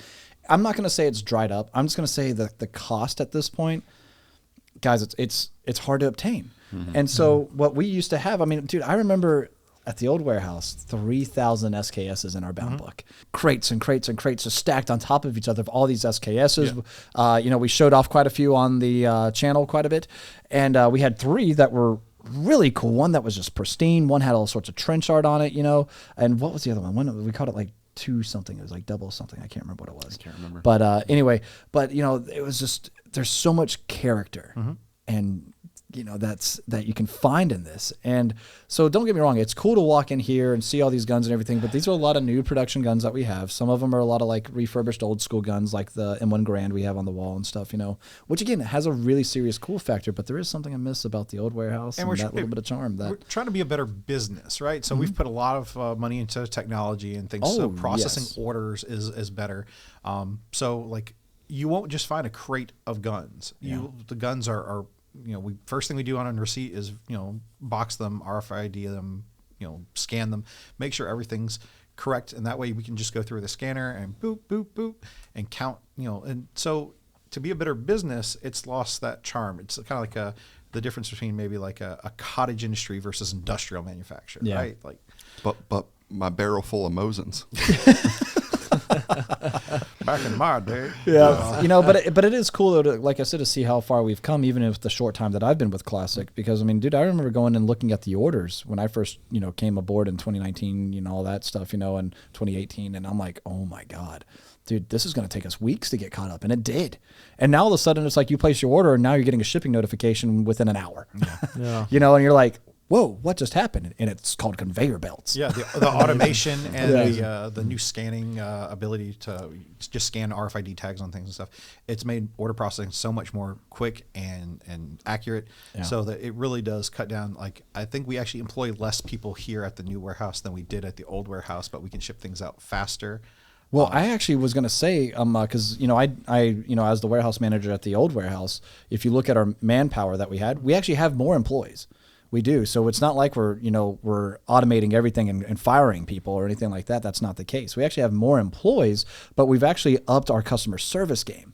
A lot of those employees went from working in the warehouse to now working up front because they're taking calls, and it's become a little bit more efficient on the technology side that way. So I guess to clarify, employees that are actually processing orders, not necessarily total company employees. We've expanded in several areas. The video team has more people. Our customer service department has more people. Marketing side of things has more people. Yeah. But as far as people who actually have to process your order, it takes less manpower. Packing stuff. We probably have less people in those roles. Yeah. But we still process more orders faster. Yes. Yeah. You know, so it's cool to, you know, watch the growth in that too, and also too to walk into a warehouse that isn't full of, you know, mold and rain spots and or that wet you floors. can find things. Yeah, find things. Oh my God, it's got this new remarkable technology in it called air conditioning. What? Oh, There's wow. a big fan. There's two big fans. Two big fans. Oh. Just going up there. Dude, it's nuts, man. And you know, if we were open to the public, I'd say come check it out and everything. But insurance would not allow that. Yeah. Just don't. just don't. However, you meet us at the range. However, if you meet us at the range, which ironically is kind of funny, everything here is kind of safe and secure for the most part. But it is. It is. It is. But except for, you know, what I have on me. You got to keep telling yourself. But if you see us at the range shooting and we're doing live fire demonstration, recording video, whatever, we've had plenty of people actually like stop and be like, dude, big fan, things like that. And it's like, cool. Have you ever shot a 50 cal? And they're like, no. And I was like, I might have an extra mag laying This around. includes my brothers at the ATF too, right? So anyway,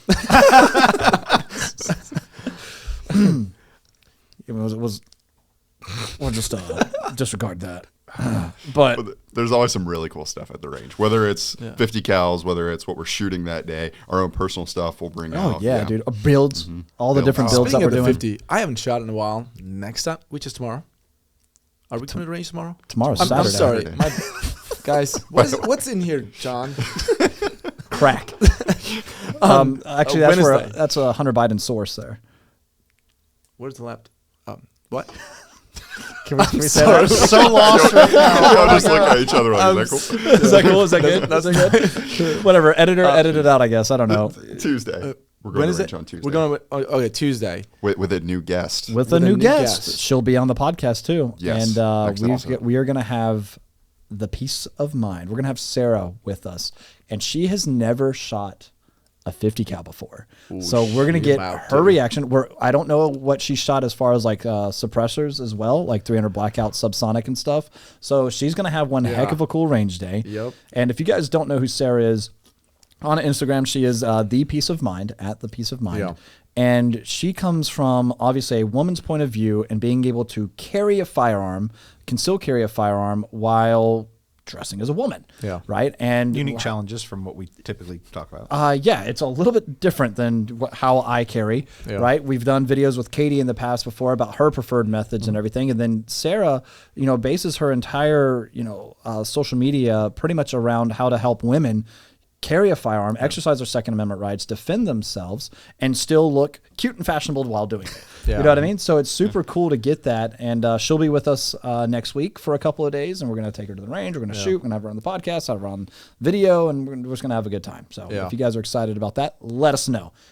I am so excited for the 300 blackout video. We're doing a bolt action, like basically the part of 300 blackout that no one talks about, and it's the bolt action side of it, and how amazing that is. Like, it's so quiet. So I'm not much of a bolt action fan, and the reason for that is just being left-handed. Like, I like old bolt actions that are cool, military surplus, but being left-handed, bolt actions just aren't really built for. Just get a left-handed bolt action, Yeah. Matt. Duh. Come on, it's 2023, dude. Or just train So yourself. Yeah, or just identify as right-handed. There are some really cool bolt action rifles out there. So, like, you know, I've always thought it would be cool to get like a Ruger American in 7.62 by 39. Shush, I know I like the caliber. It's No, cheap. the ranch one's available. good. Yeah. The Ruger American Ranch. It's awesome. 300 blackout. So Awesome. Threaded barrel. Yeah. We're on the same page. Yeah, we're agreeing I was with just, you. I was just throwing that out there. Like, I always thought it'd be kind of cool to have one. You know, save a little bit on ammo costs by not just, you know, Yeah, dude. dumping mags into trash. So Yeah. There is that, and on top of that, you know, I mean, 7.62 by 39 is a lot cheaper to shoot than 7.62 by 51. So there is that. Yeah. And for most of your practical shooting, 7.62 by 39 is definitely going to do the same job that a 7.62 by 51 will do for most shooters out there. So just saying, especially if your target is, you know, paper. Within 100 yards. Within, or if you're just going to your local gun shop, within 25. So, Yeah, That's right. That's right. so there you go. But no. So speaking of bolt guns, though, we actually have a new. I know you guys are ready for this. A new series coming up soon. right. We've done an AR build series. We've done a concealed carry series. We've done what were some of those Pistol series? build series? Pistol build series. And now we're going to do a bolt gun series, and we're actually going to have. So we're figuring a couple of things out. I got a call with another manufacturer next week about whether or not they're going to be hopping on. I'm not going to say who right now, but I hope they do. I hope there's a few. Yeah. I mean, dude. So we recently just got into Springfield Waypoint.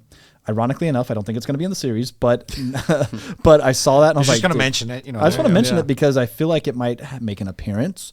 But U.S. Armco. Oh my God. Yeah. Can't wait. Yep. So U.S. Armco in it.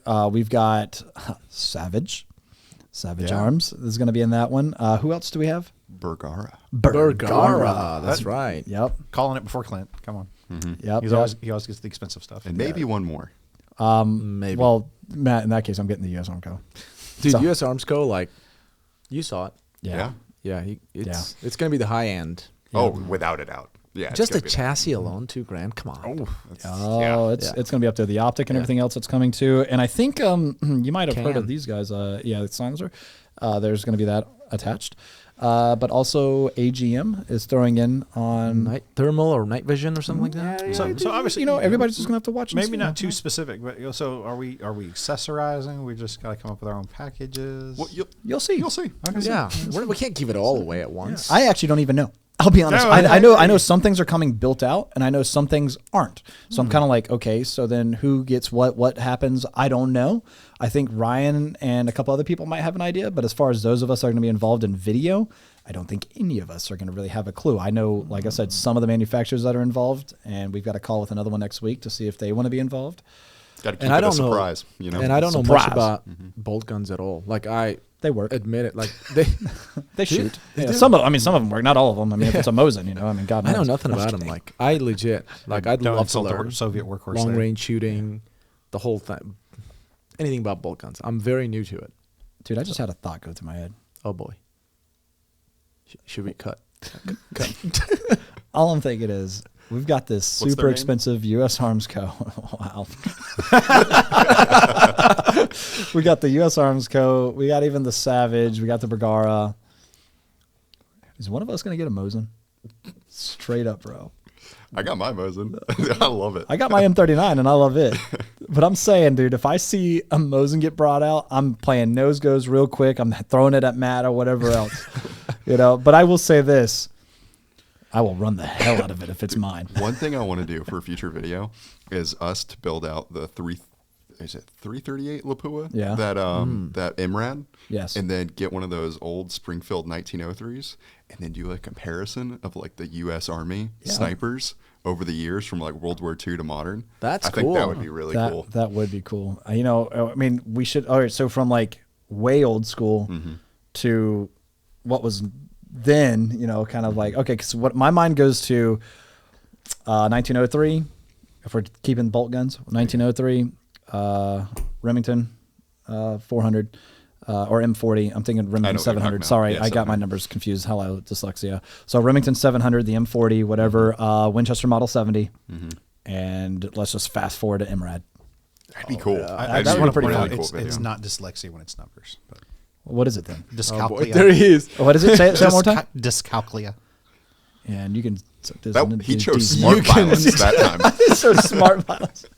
Well, lex means word, so dyslexia means you get I words love it. mixed up. I love it. What if they're spelled out numbers? Yeah. It's the Well, same. are you messing up the fact that they are numbers, so the addition comes out wrong, or are you messing up the spelling of the written words? Tomato, tomato. Floppy dicks. Look, I'm just excited.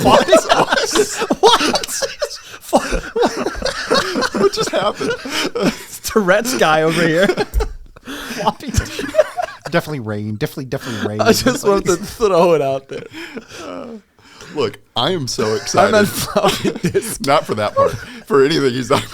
I don't. I'm excited for the new series, right? floppy dick? 'Cause- Anyway, God. new series. You're excited. I'm so excited about a new series. And one of the things that I'm most excited about is to hear the jingle jangle of Matt, running down that range. Tactical jingle. Can we hear that? Yeah. Oh, man. Where's your keys, Matt? Dude, so actually, you know what? Hey, for this, I would like to have some property to run and gun on. with the bolt guns at distance. So if you're listening, you're local to the the Charlotte area, Indian Trail, and you might have. Damn it, Matt. Oh, headphone users beware. Oh my God. Too late now, but Yeah. But yeah, if you're local to the area of Charlotte, North Carolina, and you might have some property that you'd like to have a couple of goobers at, and yeah, you'll definitely shoot the guns too. Yeah. We'll bring our own targets and rangefinders, and we're gonna do some shooting and stuff like that. It's not that we don't have a place, but I would like something a little bit more open. You know what I mean? we have 500 yards. Yeah, And John will clean up after us too. So. That's absolutely true. That's what he gets paid for. So He looks really excited about that. yeah, he's fine. He'll He get over saluted it. you. Yeah, Make sure you police all the brass, John. I hate all of you. But no, I mean, 500 yards is kind of like an insult to what these guns are capable of. Yeah. You know what I mean? So it's kind of like, hey, if we could reach 1,000, that would be cool. Yeah. That would be really cool. So if you have something beyond 500 yards, let us know. Slide up in our DMs at Classic Firearms Official or whatever.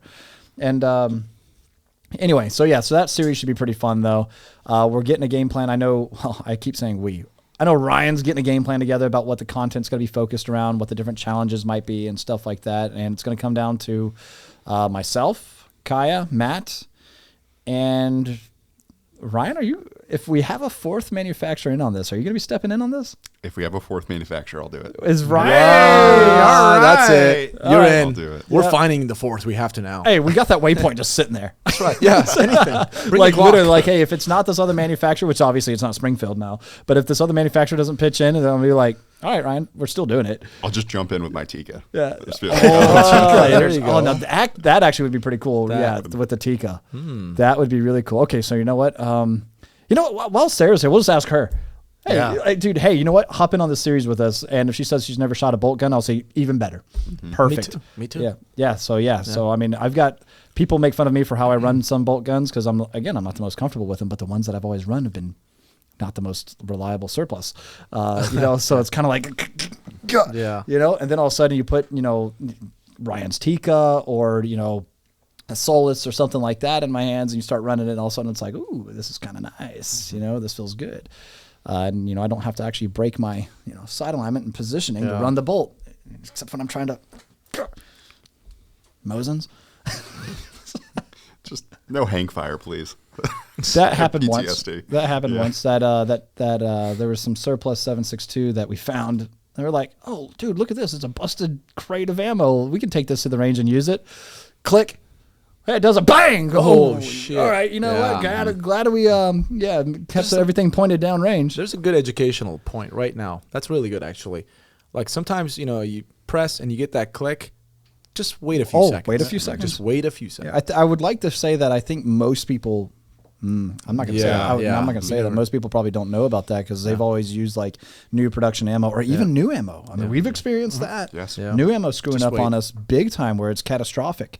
Wait 10 seconds, 15 seconds. Just wait and just point in the right direction, safe direction. Yeah. See, so that's even what they teach us in the Marines too. If you have a an audible pop, or if you pull the trigger and you've got a round in the chamber and nothing happens, keep that barrel pointed down range. And that's again just a basic firearms. We've safety. all seen that shotgun video, right? The guy just looking down the barrel. Oh my gosh! gosh. Blows the hat off his head. Dude, Yeah. that one makes me cringe Yeah. so hard. The moment it goes click, and then why look down the barrel? Listen, you there are so many videos you'd have to ask why about I mean, dude, you're right. I watch a couple of our videos, and I think, why did I say that? Hey, is that laser working? I saw that one too, dude. Oh my gosh, man. Yeah, you don't want more holes in your body than it already has, What about Unless a you're into guy- piercings and stuff, Matt. What about a guy holding a pistol in his hand? He doesn't want to look down the barrel to see the round how it sits. He puts his phone. Oh, I've seen that one. Did you see that I've picture? seen that one. He puts his phone and points the gun at his phone and his face right behind the phone, taking a picture of it to It was see like- how it looks. Our buddy Gun Drummer just posted a video on Instagram asking if the iPhone was bulletproof. It's not. It's not? Surprisingly. Surprise. Yeah, how about Wow. that? Even if it was, I think just would probably Because it was hurt. assembled in China? Yeah. Is that what? Actually, I think they're simple. Oh, no, they're designed in No, they're- California. that's- what it yeah, is. that's what it where is. they get That's you. what they say. Yeah. Mhm. That's how they get you. Yeah, it's pretty much the same place. But anyway. All Oh my right. God. I guess the last thing, because it's Yeah. already, where are we at? I don't know. It's 4:30 here, 4:40 One thing you're excited for in the next show.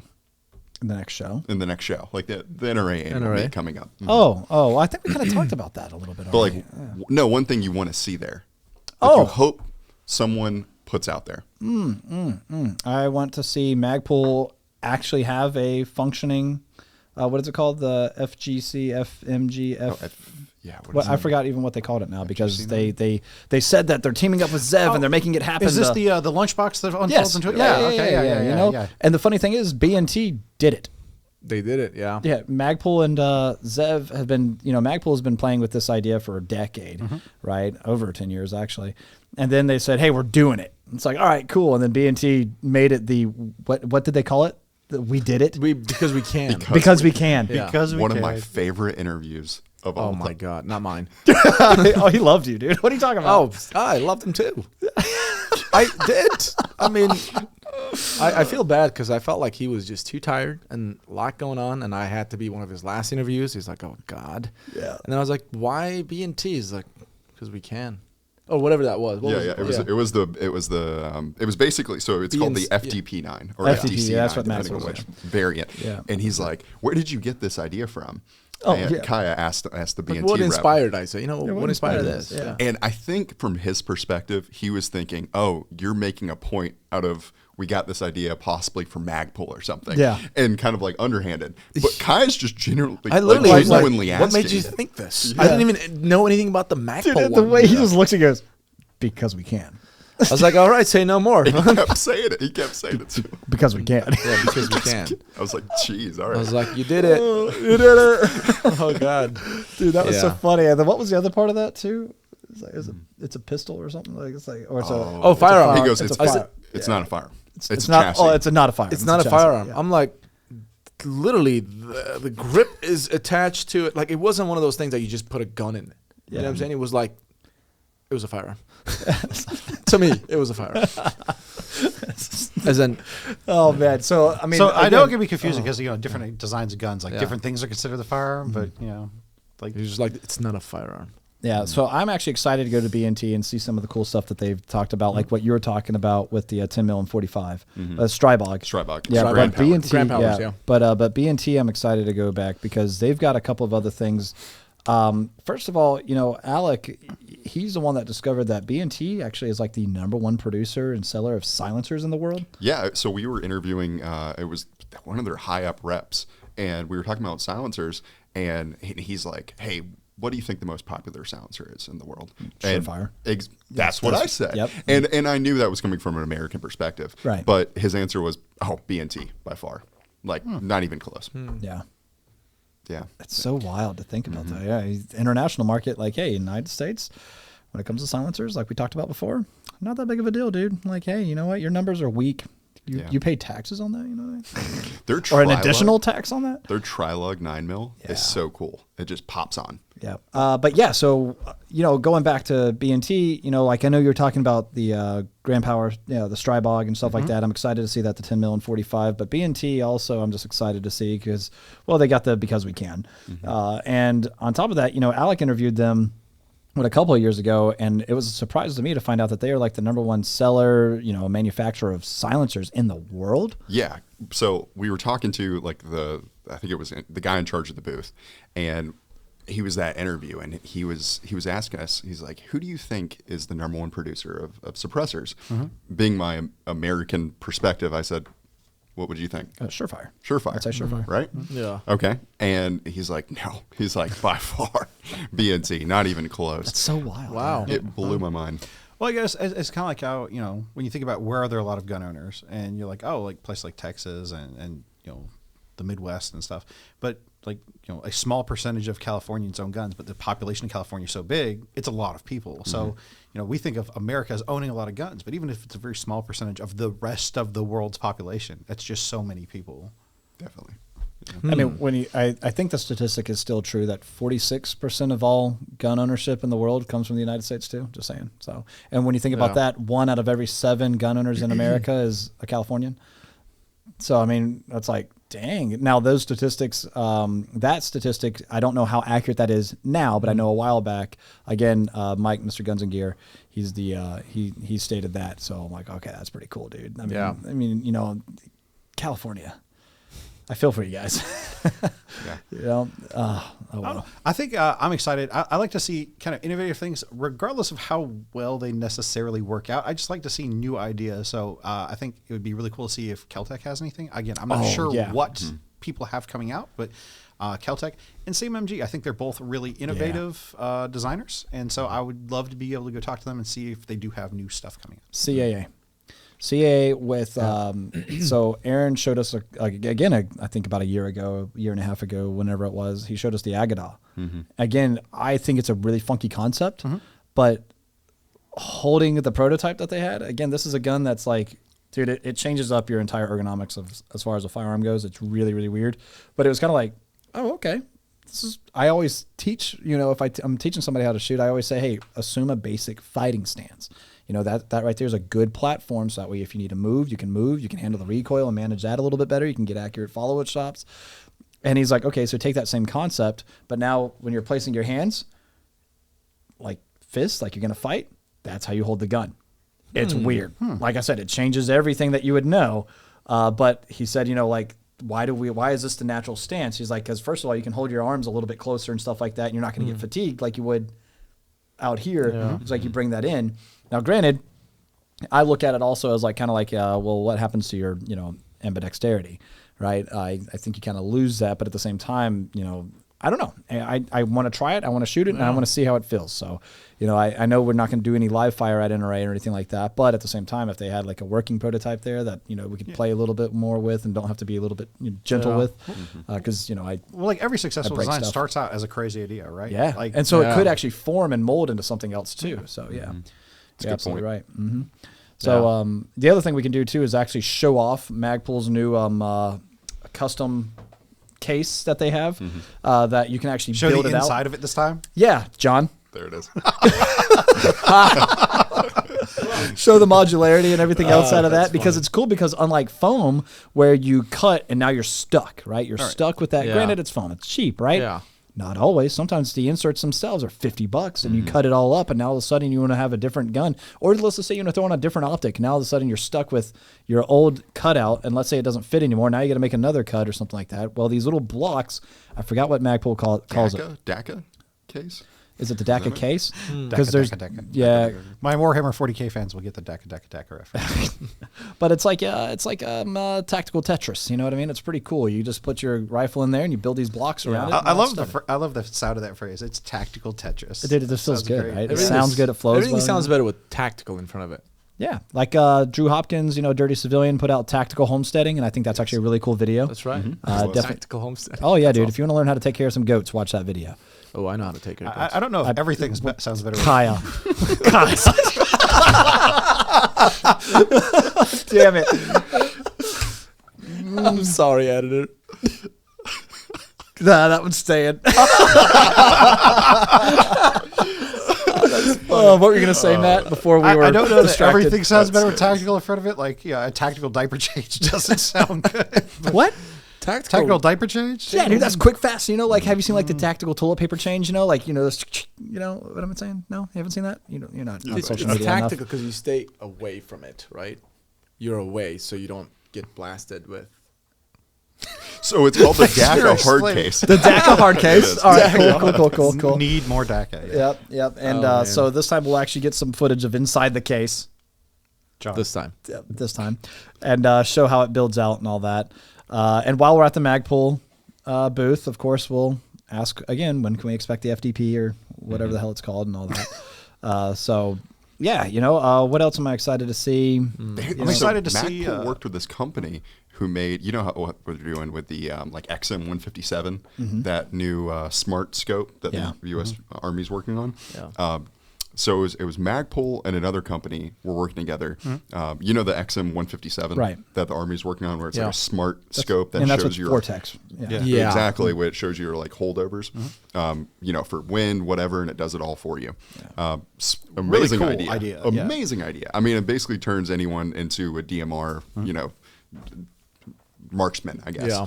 And with that, Magpul and another company, I can't remember their name right now. It's on the tip of my tongue, but they're working together to add a attachment to the back of an LPVO that essentially does that same thing that the XM157 is doing. Oh, like the scope cams, but some sort of an attachment, Exactly. just like that. Exactly. And it was really interesting to see. Very, very cool. And I wonder if they flushed out all the details. It's not going to be the same because the XM157 is going to be a whole contained unit Yeah. where it's going to be able to do more. And this is kind of also just integrates an the attachment. headwear. Like years ago, there was some uproar in Congress about a smart rifle that was, like it did that, it had a ballistic computer and it would calculate everything. And so it would not only show you where you're supposed to hold, but like if you pulled the trigger, it wouldn't actually fire until you moved to where it told you to aim. You remember Wow. that? I don't know about that. No. I'll have to see if I can find the name of that. But like it was like a $20,000 rifle package. That makes sense. But yeah, I just remember like because people in Congress were like, well, we got to ban this because it's going to like make anybody who wants to spend the money a world-class sniper. Exactly. Yeah. I'm Love the also excited to see Kaya say Zastava correctly. What? Really? You're going to challenge me with that? Listen, I give him Zastava. but I just said I'm from it. that side. Mean mugged it. Dude, I mean, yeah. but I just said it. So Got you're that just copying bulldog me in him. at this point. No, You I, couldn't no, couldn't the get it right when comment you were section sitting taught me. next to him. So Comment section taught me. Trust me. They were on it because I was saying Zastava, and they're like, "Oh my God, does Kai even know how to speak?" I'm like, "I don't." It's all right. Look, for man, you're not shamed until Ranko shames you, and then it's also edited into your own video. So Ranko was awesome, dude. He was good.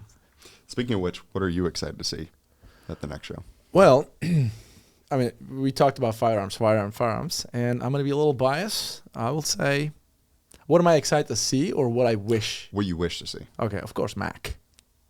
Of course, Mac, guys, from IWA. We want to cover them. I'm biased, obviously. But they got really innovative mounts and scopes and AR triggers, so would have loved to see in there. are they you know, I don't mean to say like migrating, but are they here in the U.S.? Like, are they selling? Are they importing their products here in the U.S.? So no, not yet. They're about to. Oh, okay, so it's They're- coming. They're about to, like, starting, but they're a German company doing stuff in Europe and some South America, a little bit. They're getting into it. but not Argentina US. specifically. I don't know exactly, but this is South America. But they're everything they make, it's patented. So that's what I love about. Why? What's that? I didn't get that joke. Wait a minute, I didn't get that one. German company, Argentina, Oh, Yeah. Nuremberg now I trials. Deep cut. that's good, Matt. That's Professor very Matt. good. That's Yeah. Matt logic. Oh, you know, history that's- right there. That's Matt humor, man. What's there? Okay, never mind. Hitler? Questionable history. Yeah. I know. But no, it's a German company, and everything they make, I personally went to that factory. They're awesome. Patented. They're all patented. So I love, because you guys know me, like I love when something new comes up, innovative stuff. I love that. Everything is innovative, patented to them, and they don't exist here. And I believe they're going to do really well here once they get here. And they're planning to get here this year.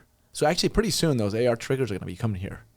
And you guys are going to have one. You guys are going to try them and beat the crap out of them, whatever. Yeah, maybe it'll be featured on cfcontest.com one day. Maybe, hopefully. But that's what I'm excited about. And the other one is, I'm also excited about that company. What was that? FK Borno. That's right. That's right. Yep. Pistol caliber that apparently defeats level 4 armor, which I still have to personally experience that myself. But that company, are they going to be? You don't want to experience it yourself, but you want to see it. No, I want to experience it myself shooting at a body armor, not on me. Okay. Not on me. You shooting would like at it. to test it. That's right. You want You to know what? see it. You You don't wanna want to s- experience My it. anger interpreter, my Clint over here. Thanks a lot, guys.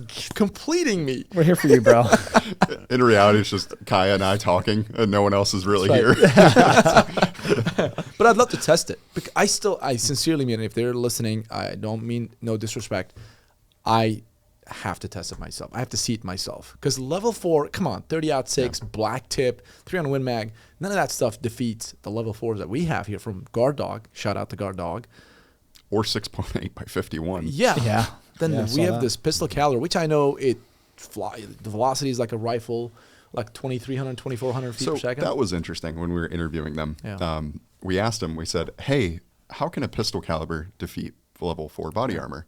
And they responded with, well, it's not a pistol caliber. It's a rifle caliber. It's like neck down basically to be contained within a pistol. Yeah. Okay, cool. Next, we said, what's the velocities Yeah. like? And they said, oh, it's over 2,000. Or it's about 2,000. Yeah. And my response when we were recording, I was like, that's not that much. Literally, what is 300 Win Mag? That's less than a Mark Yeah. 18. Yeah, it is. Yeah. All right. So my question to that is, are we sure it's level 4 that they said that? Level There 4. was level 4. It I was have level footage 4. of it. Yeah. Level 4. level That's 4. why I literally stopped. Like, we didn't even cut. I looked at the camera. I was like, "There's no way we're gonna go fight somebody." Like we were joking around, and we walked. We didn't even have any cut. I like grabbed the rep. I was like, "Hey, man." Oh no, I grabbed James. Yeah. I was like, "James, supposedly this happens." He's like, "Yep, you're in the TFB right." Yeah, TFB TV. And then we talked to the guy. The guy's like, "Yep." And they even showed us a plate with a hole in it. What was the plate made out of? Ceramic. It was I think ceramic. it's Ceramic yeah. plate, level 4. I mean, if it's level 4, I guess it doesn't matter. But at the same time, Yeah, I'm just ceramic. curious. Well, and here's the thing. We could ask more questions as far as like what's the certifications like for European body armor and things like that. I'm not sure. You know, maybe there's differences It was there. heavy. Well, yeah, but It you was would heavy. expect that even though there would be differences, that it wouldn't come Be out the to a same. practical difference. I Right? agree. Yeah. So Totally. like, Be the same. it's like we have there's CIP in Europe, and then we have different standards for ammunition here in the States, but they're roughly equivalent. There's going to be differences plus or minus for chamber pressure and stuff, but they're roughly equivalent. Ours is So- NIFJ, right? NIJ. NIJ. Yeah. Yeah. Yeah. So It should be the same. I mean, I'm not trying to say that that's not true, what they're saying. I'm not saying that at all, for the record. I just have experience with level 4 testing, right? In which we've shot, I mean, you guys, I wasn't here, but I've personally shot level 4 with some rifle calibers. Nothing that I've shot defeated it. I mean, a 50 cal did. That I've personally shot. Of course, 50, Yeah. I would hope so. But yeah, and this, what's the diameter of the projectile? it looked like a 760 by 39, almost like diameter. It's wise. 7.5. We can display right? it I think it's on the screen. 7.5, something like Okay. that. Yeah. And because I've shot one with Brandon, Texas Planking. We shot his FK Burno over there. It's 7.5. Yeah. Yep. 7.5, And yeah. so 'Cause I was it is thinking a if powerful it was like cartridge. really sub caliber, that maybe the fact that it was a smaller projectile focused It's the energy really more. pointy, like the 4H ITAC. You're Because thinking- like soft body armor that's designed to defeat 9mm cartridges and stuff, like you can see videos where 22 Magnum actually has a chance to penetrate depending on the length of the barrel because it's such a small projectile that the amount of force is. Yeah, MP7 enters the chat. Well, and that's what I was thinking too. I'm like, okay, if it's low velocity, then there must be a bunch of mass behind it to really give it that oomph. Yeah. I don't know. We saw the But round. It was they didn't look small. like there was. Yeah. Yeah. Well, I just say we need to get one in. It probably won't be from FK Burno US, but for some reasons there. But I don't know. I don't know what's happening all on that front. I just know they sent out an email not too long ago, and I don't think much is happening here in the United States with FK Burno at this time. But anyway, it would be an interesting thing to test, though. So maybe I can call up Texas Planking, and maybe he would actually be interested in doing the video. We just send him a couple of plates. He did say, though, I'd like to say this, that specific round that they had, not all FK Burnout rounds, just there's that specific round they have, that's the only one that penetrates or defeats level 4. Okay, so maybe it's like the core is made of It is like a ma- specific hardened steel core, Probably. kind of like the 7N6 issue. It's like that specific load. It's It depleted was. We have it uranium. on video. I don't know. Here's the irony, though. Even 7 and 6 doesn't penetrate So, it. yeah, right. Well, anyways, that's like, it. yeah. That's also not the body armor that armor piercing bullets are testing against. Yeah. So Yeah. there's all that. But That's anyway. it for me. Well, cool, guys. Well, I hope all of our listeners have enjoyed this segment here. We've been all over the place as far as topics go. But yes, the biggest thing is this is Matt's first podcast with Heyo! us. And yes, he will be joining us in Indianapolis for the NRA Annual Meet 2023. And First of many trips, hopefully. yeah. Oh, yeah. Well, yeah. Well, I mean, we need to go ahead and start, banking on being at Clash Bash. I mean, I said it last year, and We promised. Yep, and I think personally we actually need to run the competition. I think that would be a lot of fun.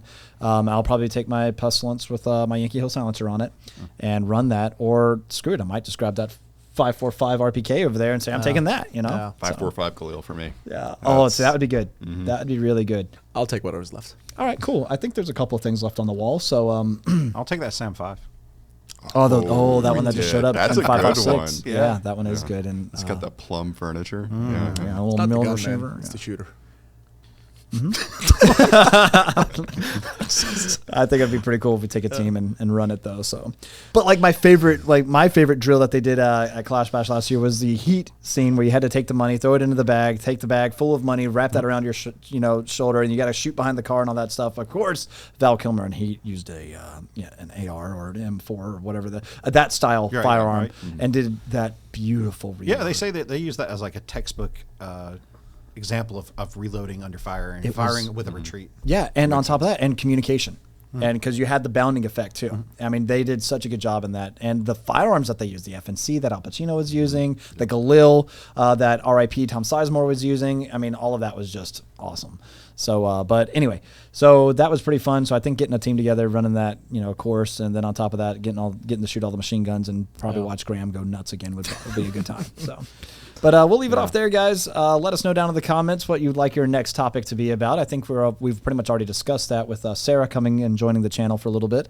And, let us know all your thoughts on this one because, like I said, we were bouncing from topic to all over the place, NRA, crazies. Thanks for listening to us ramble. Yeah, dude, it's just, hey, you're hanging out with a couple of friends, and that's one of the comments I think that, really, touched me the most was, straight up, somebody said they met me in person and they started talking to me as if they knew me forever, right? Yeah. It's like, well, we watched all your videos, so it's like, oh yeah, we know you, and I'm over here just trying to keep up. I'm like, wait a minute, what video are you talking about again? Because we put out a lot of content and stuff, and it's like, yeah, I met him, and it's like, yeah, I feel like we were friends for a while, and I was like, dude, you know what? We are friends. Let's go shoot together sometime. And that stuff really, it's a humbling experience. And Matt, I know you've experienced it. Kai, I know you experienced. Ryan experienced it at SHOT Show. They're like, hey, are you guys the Classic Firearms crew? And I can't remember who it was. Like, yeah, Clint's over there. I was like, no, I'll talk to Ryan. I said Clint's over there. I was like, you want to talk to me? Yeah, that was so funny. And he was like, no, I want to talk to Ryan. And he was like, dude, you don't get enough credit. And I thought that was so funny, man. Yeah. And I was like, hell yeah, he does make us look good. That's true. Actually, so does Andrea and a couple of our editors and everything, Cameron and all them. So, yeah, thank you guys. Big shout out to y'all because I look terrible. Yeah. The makeup helps. Especially right now, dude. The prosthetics? I'm tired. Yeah. Well, I got my mustache. You can't see those on camera. The prosthetics? Guys, hey, you know what? We're calling it here. So we appreciate you guys tuning in. We'll see you down in the comment section below, and we'll catch you next time on the CF Podcast. God bless. Take care, guys. Gobbles.